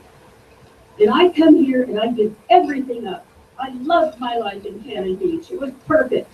It was a perfect village to live in. But no, I get accused by Mr. Lidweber, the snake, that I beat my mother. I beat my mother. I never wanted to live here again. I didn't ask to come here. But there was nobody else because I'm the oldest child and I'm the daughter that's not the drunk. So what happens? First, felony fell apart. So Lynn Weber sends Q-Bob back out to get anything on me that would constitute a felony. And he took my words and he twisted it. I wanted my mother to come down and I wanted her to talk to Darren and I wanted for one time for my parents to tell the truth. I mean, all they've ever done is shove booze down our throat from the time we were high school kids, drugs, everything. And my dad taught my brothers that cops are stupid because he was smarter than anybody. So what the next felony is, I said to my mother, please, Mom, please, you cannot lie. I'm sorry. Okay, I'm just not finished. I'm just not finished. I want We're my talking say. about litigation on the Q-Bond case. That's what we're talking about. Well, I'll tell you one thing. This is the problem. The state Supreme Court has ordered you to reinstate him without any evaluation. I was a little concerned when I was confused by this one article in the paper where he said, no, he'd never been properly evaluated. Then he turned around and said, we thought the evaluation caused him to lose his job. Here's a man that is never going to change because everything is wrong with everybody else but him. He's not going to change. They have forced him on you, and they are opening you up to lawsuits. That's exactly what they're doing. So if there's a lawsuit, I would refer them to the state Supreme Court. I have never been treated like this by anybody. I was not ready to meet him. I had one speeding ticket my whole life, and when it was to stop me that night, the highway patrol, he said, ma'am, you don't have to have a permit. I said I was going 79 miles an hour and 55 miles an hour, so I'm sorry, I like speed. He took $100 off my fine and still $100. So I've always prided myself. I mean, my integrity and my honesty was put in the garbage can here. I had the worst time with the police department until they finally realized that I was a woman of integrity and honesty. And I'm telling you, I've never been treated like this by anybody. It was the most horrible, and my dad lied for the other side. So he sent me and my brother to jail because he lied. And yet I'm taking care of him. And that's because I am who I am. If he gets back on the force, if he ever comes near me, I don't know what I'll do to him. Because I am so angry at him. And so, you know what? I upset him so much with my letters to the editor that he called me on a Monday a year ago in October. He wanted copies of my papers. I said, well, I forgot. I said, well, go to the police or go to the courthouse and get them. Well, I can't. They won't let me see them. I said, oh, that's right. You and that snake Lidweber did not have a case against me, but he ran it against me for a year. Getting out of jail, I had to sign a piece of paper saying that I would stay away from my parents, just like my brother had to. Lynn Weber bought those people another year to steal the last 40 cords of wood off their lot and dispose it. Thank you. Very much. Is there any other public comment? Yes, and this is about the litigation of the Q-Bond versus.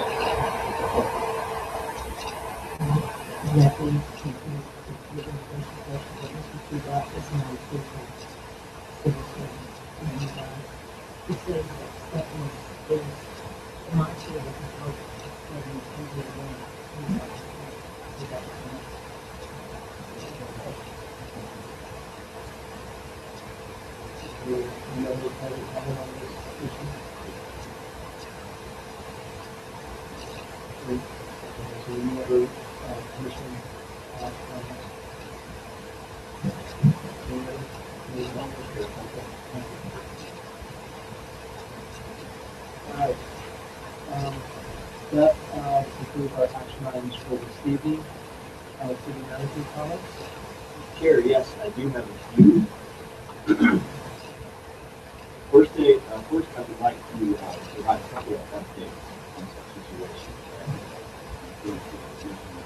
Interacting with probably some folks in the audience. That a brief review our new fire chief, which has been talking beginning to by the second day of February this year, if not before. We certainly expect great things that will keep talking as we go forward. We are, as an administration right now, in the process of finalizing our decision about who's going in for a final the police chief process. I would expect that we will begin scheduling and finalizing that resume for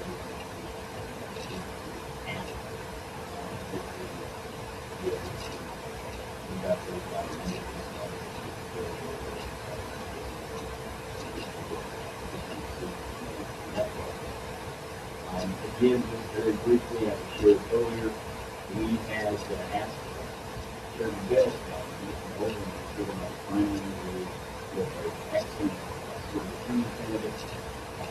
They were very excited about joining our organization.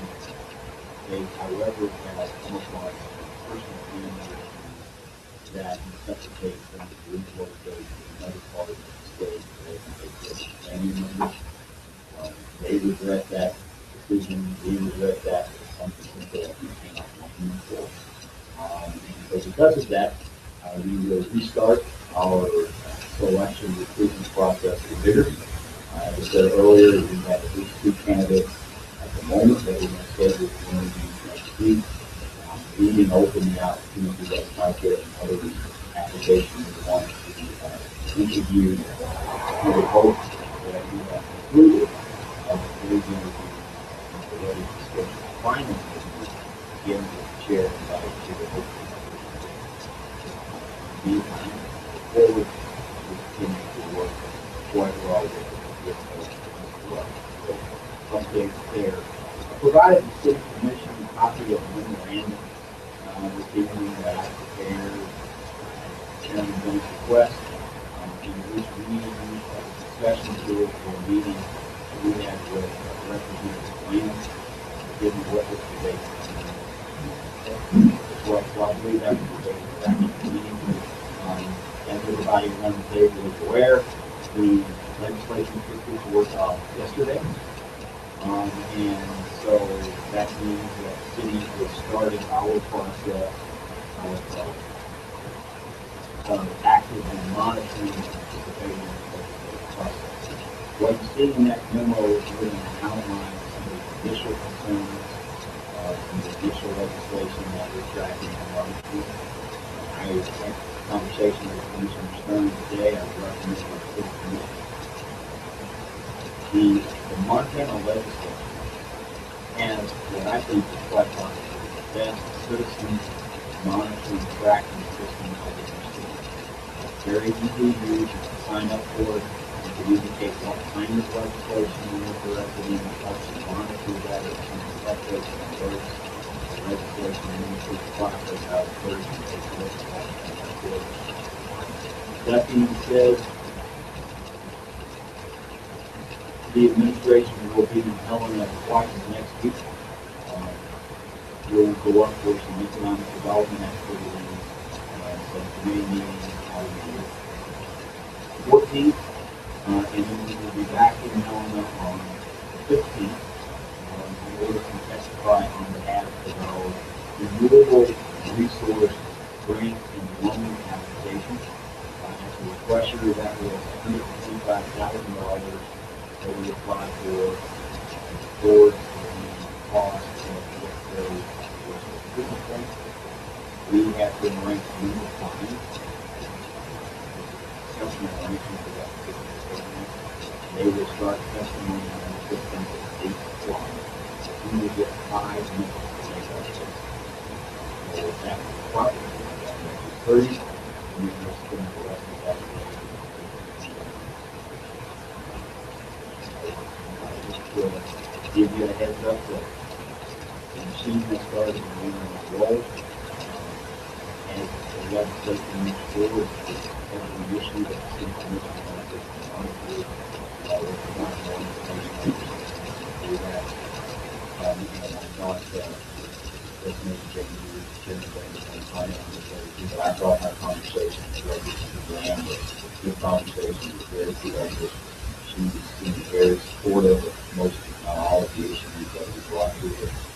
And since that time, she and I have shared probably 2 or 3 emails where I was just making her aware of some things, some events that she might be interested in, and then also letting me know when the staff is going to be there next week. So just a FYI that we picked that off. And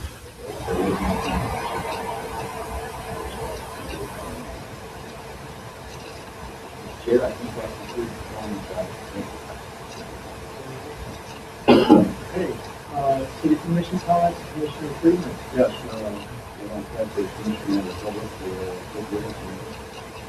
I've got one problem. I think my doctor I find that it doesn't show us right. And it's usually a rental situation with somebody that's left town and nothing written for them. Sometimes there's an interest in it, so I'm just saying that it was potentially addresses down to the city.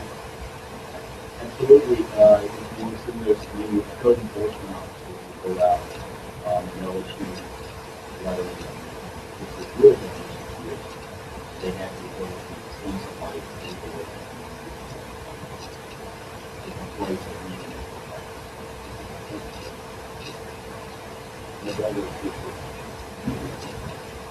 This last one, so yes. Mr. Freeman. Who I question, because we're going to have They're primarily me on 14. We may have some members of the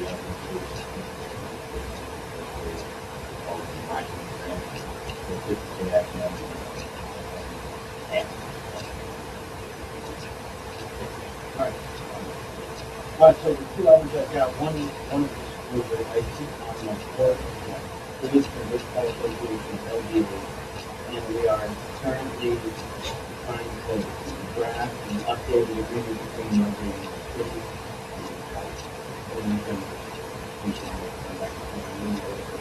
And, we spoke last via email about the old agreement. I don't know if you can find it, but if you can find it, it's so much better to have that than to go on the list. Just to have it discussed. But the disclosure point is that since I'm on both boards and I'm working on this document, I am working on this document, I'm not going to vote on it, either at the LBA or the city commission, I'm not going to document, that's just not going to disclose it before it became a public. The second item is I sit on the Youth Justice Council, which is a committee in Helena, and it's advising the legislature and the governor on issues pertaining to youth and the criminal justice system. Making sure how to keep kids out of jail, prevent them from doing that if you can, prevent them from getting worse and trying to live it, keeping kids out of jail. Youth and the criminal justice system. I went to the meeting, the quarterly meeting in December. Lisa, could you bring up one of those slides that are here? And there's one particular element that came out of this meeting that's of interest to Livingston. And it's of interest to the city commission, and I think more, well, bring it up. What it is, what you realize, the executive director of the Gula Youth Crisis.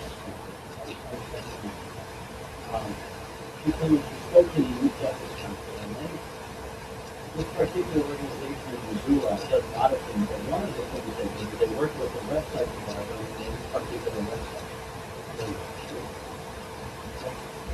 And the youth crisis diversion project.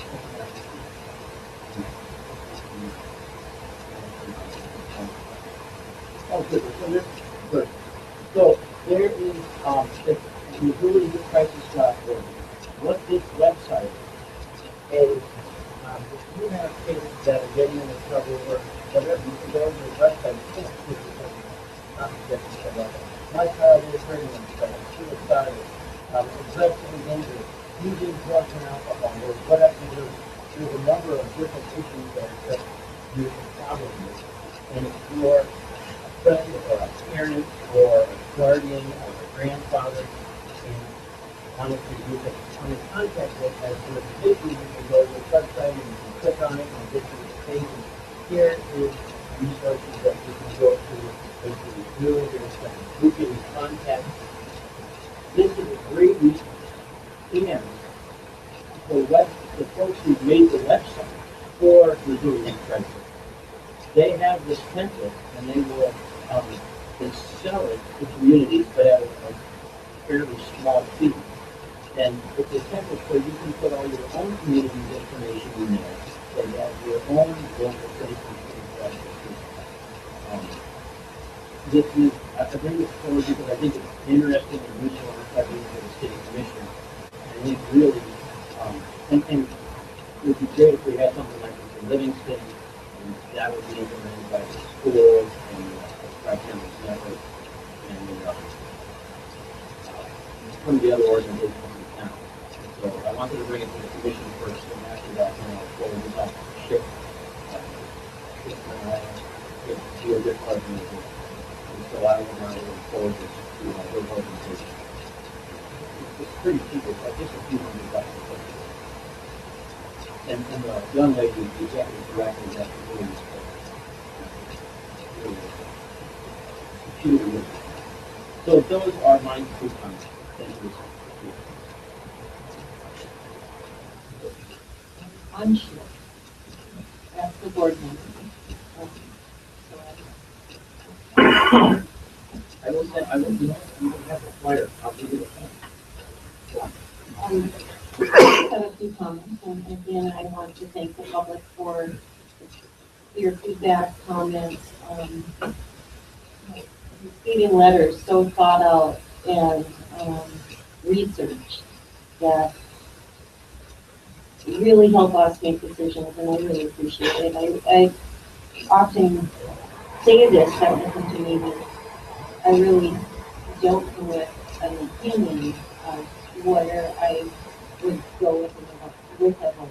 I try to stay very open, and I think our community has been amazing at bringing information to us that's very important and helps us to make decisions that I hope will impact us in a positive way. I want to thank you, especially at the end of the another thing I wanted to point out is I just want to be thankful to the community and how many opportunities we had. And just over the holidays, I couldn't believe how many amazing events were offered to it could be from friends to community dinners to concerts to plays, the opportunities that we have for such a small town. And I had previously lived in Laurel, and the similarities between the town and the city of the Corner Commission that we're both railroad towns and both about the same side, where schools are important and a big part, one are important for the community for attendance and going to different things and things like that, but how different the communities are. And I would honestly say that I'd never go back in the sense that it's just not a community that comes back inviting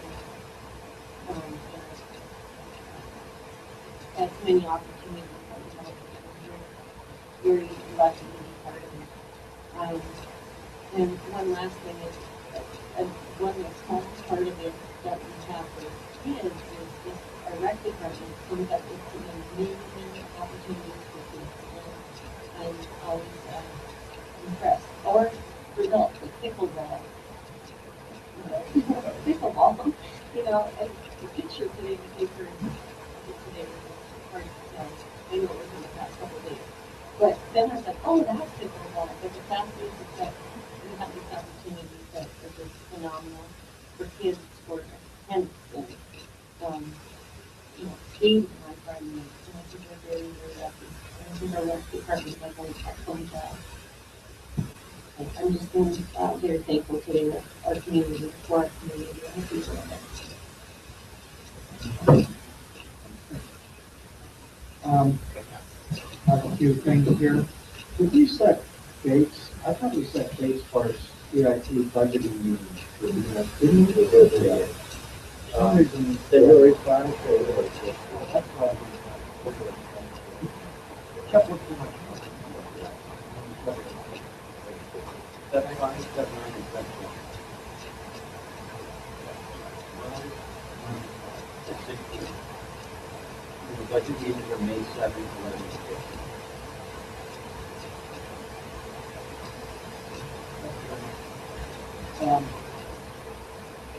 I'm wondering if we can, I don't know if this is just a discussion, just a presentation item by the administration, and that person.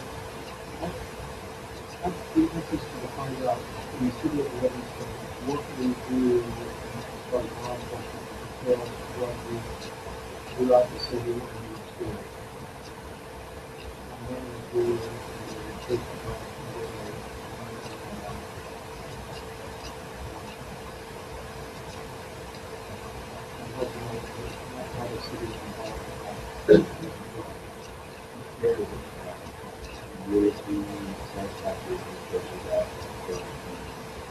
Whenever it's convenient, yeah. No urgency. Yeah, no urgency.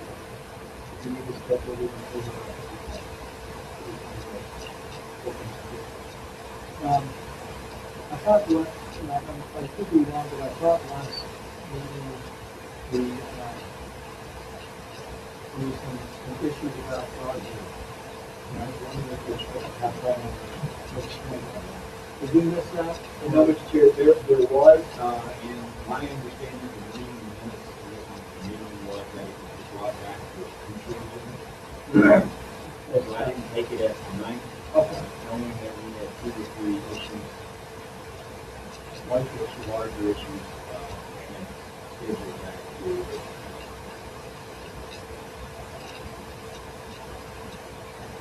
I think we got an email. Yeah. So, I'll communicate.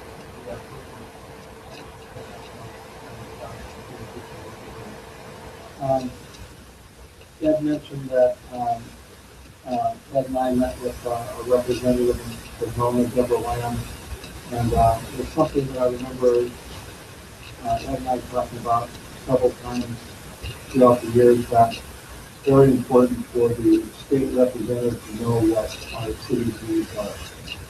And, I think Ed was mentioning, could be wrong, that, Bob Evanston was our representative, the very astute, and want to make sure that our representatives moving forward have a better understanding of their ideas. I thought this was very different. That we put this together and hopefully feel very concise. Then I'll come back to my question that we did answer during the litigation topic. What is the officer of our lawyers are the outstanding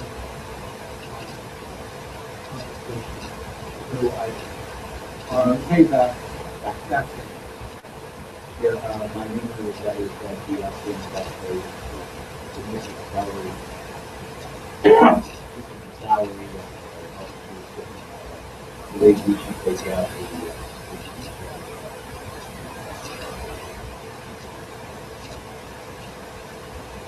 And, can you inform the commission how we plan to, Well, that is obviously through the general fund distribution. Couple of things about that. Number one, there's no way around the fact that 15% one of the things that we have done is continue to budget for research. So we're able to absorb this a little bit better than 15%. My conversation with we told based on some better than expected results that we've seen before, based on our Thanksgiving position, which we get spent on having the 16, we expect a hurt, if you will, in the neighborhood of about 40 to 45. So that's what I'm trying to say against this percentage. That's about what I would expect and what I would expect. That's what you might see happen.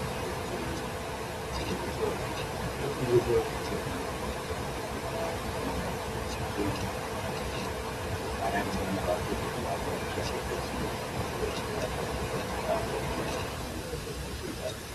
because of these other types of things. Because revenues came in a little higher in some spots.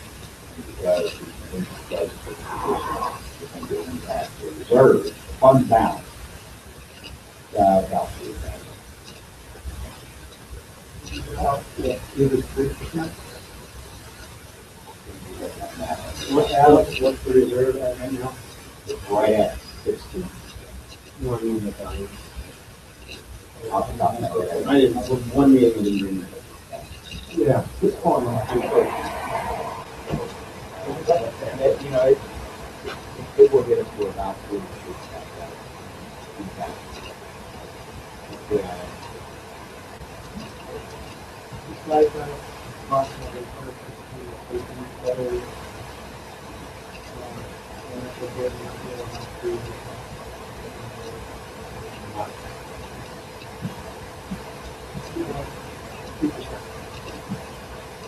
Thank you very much.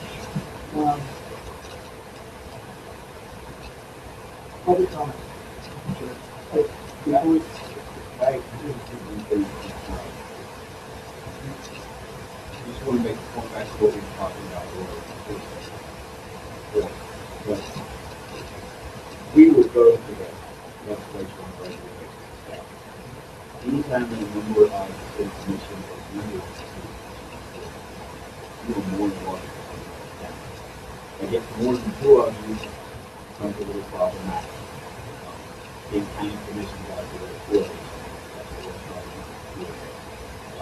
But you're certainly more than welcome to come. If there's an issue you want to go for, contact us. I mean, I have to tell you, it's never a wasted day for us.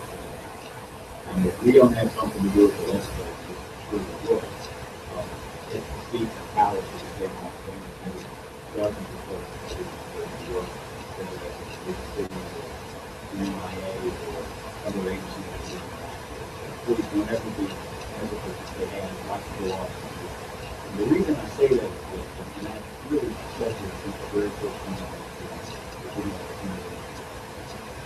the city manager, staff member, the Livingston director, you can provide information. It's slightly better than one in terms of what the legislature is. It is very, very powerful to have another elected official give command. So I guess what I'm saying is, you're willing to carry that as you method of city. But it's more powerful when one elected official communicates that. Because what the legislature looks at me and says, that's really great. You show up for work every morning, you don't want to go off. And you're right. That's not the situation in the legislature. We're looking in the eye every single day. I have to face that. I have to say that.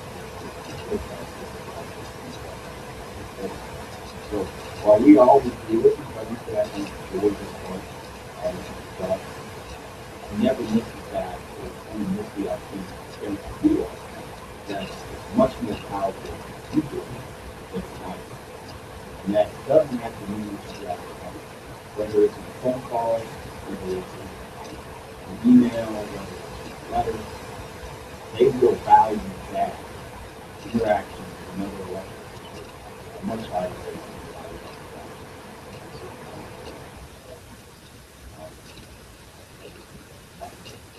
So I just thank you for what you said earlier about keeping folks involved.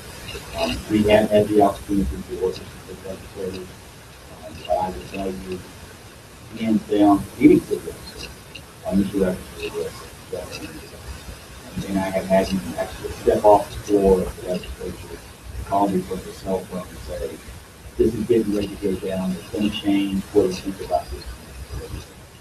So, in the legislature, it moves pretty quick. We have to do it. Get some answers in that quick.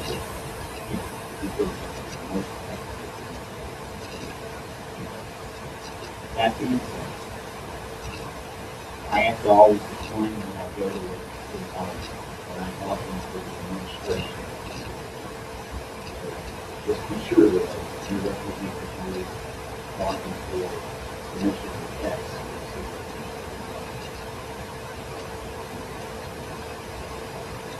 It would be great to have anybody to talk to.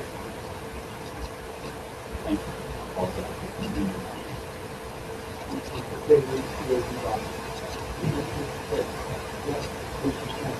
Follow up on that. If there's something coming up and once they approve it, for which you need one of us to be there, you get one of us to be there. For myself, I just drive up and be there for that thing like that. If you feel that would help, let us know. This is the time of day, even a rainy day. Anytime you come here, one of us. People want to just like you did. Very good point. You have a surgery,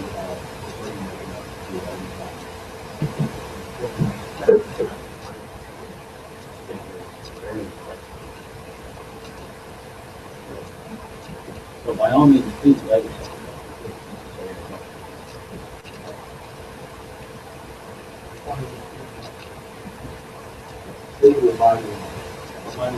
That would be cool. You can't buy the legislature. All right, we come to the wonderful time of the evening where we have open public comment. Is there anyone who has a public comment on this subject regarding what the city has jurisdiction for the city can do? Right. Well, let's get your name and address again. Warren Levy, 310 South 8th Street, Livingston. I just want to thank you, Laura, for making that a tremendous, long-range, effective decision tonight. I really do. That being said, I think there's a lot of positives coming out of this too, starting next week with the annexation process. There has to be a procedure, and there has to be things in place where there are no surprises. Also, I think that this also shows that we really kind of have to double down on economic development of a good sort, and emphasize that, and really emphasize that. And another thing that maybe you don't know, but almost to a person, when I took that petitioner in, they told me I was wasting my time. Almost every one of them. I'm going to try and get in contact with each one of them, and probably have a letter in the enterprise that it definitely was worth the time, and that you did listen. They just thought it was, I was spending my days on the sidewalk, really, really futilely. So again, thank you very much for making the decision that you did.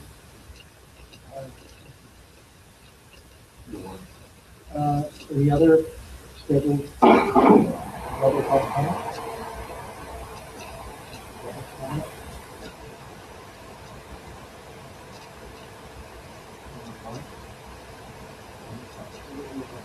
One, 3 times.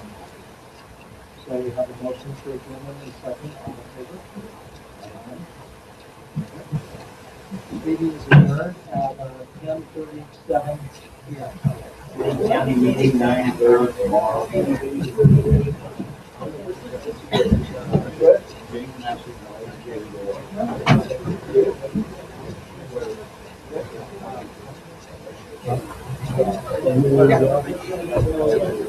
And I know that.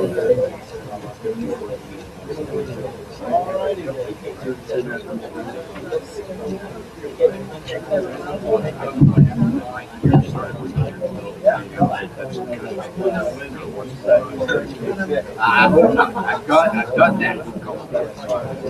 Yeah.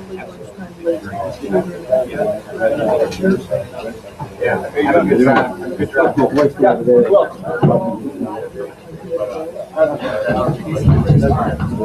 I'm not just having a question. I did not. Jordan, nice to meet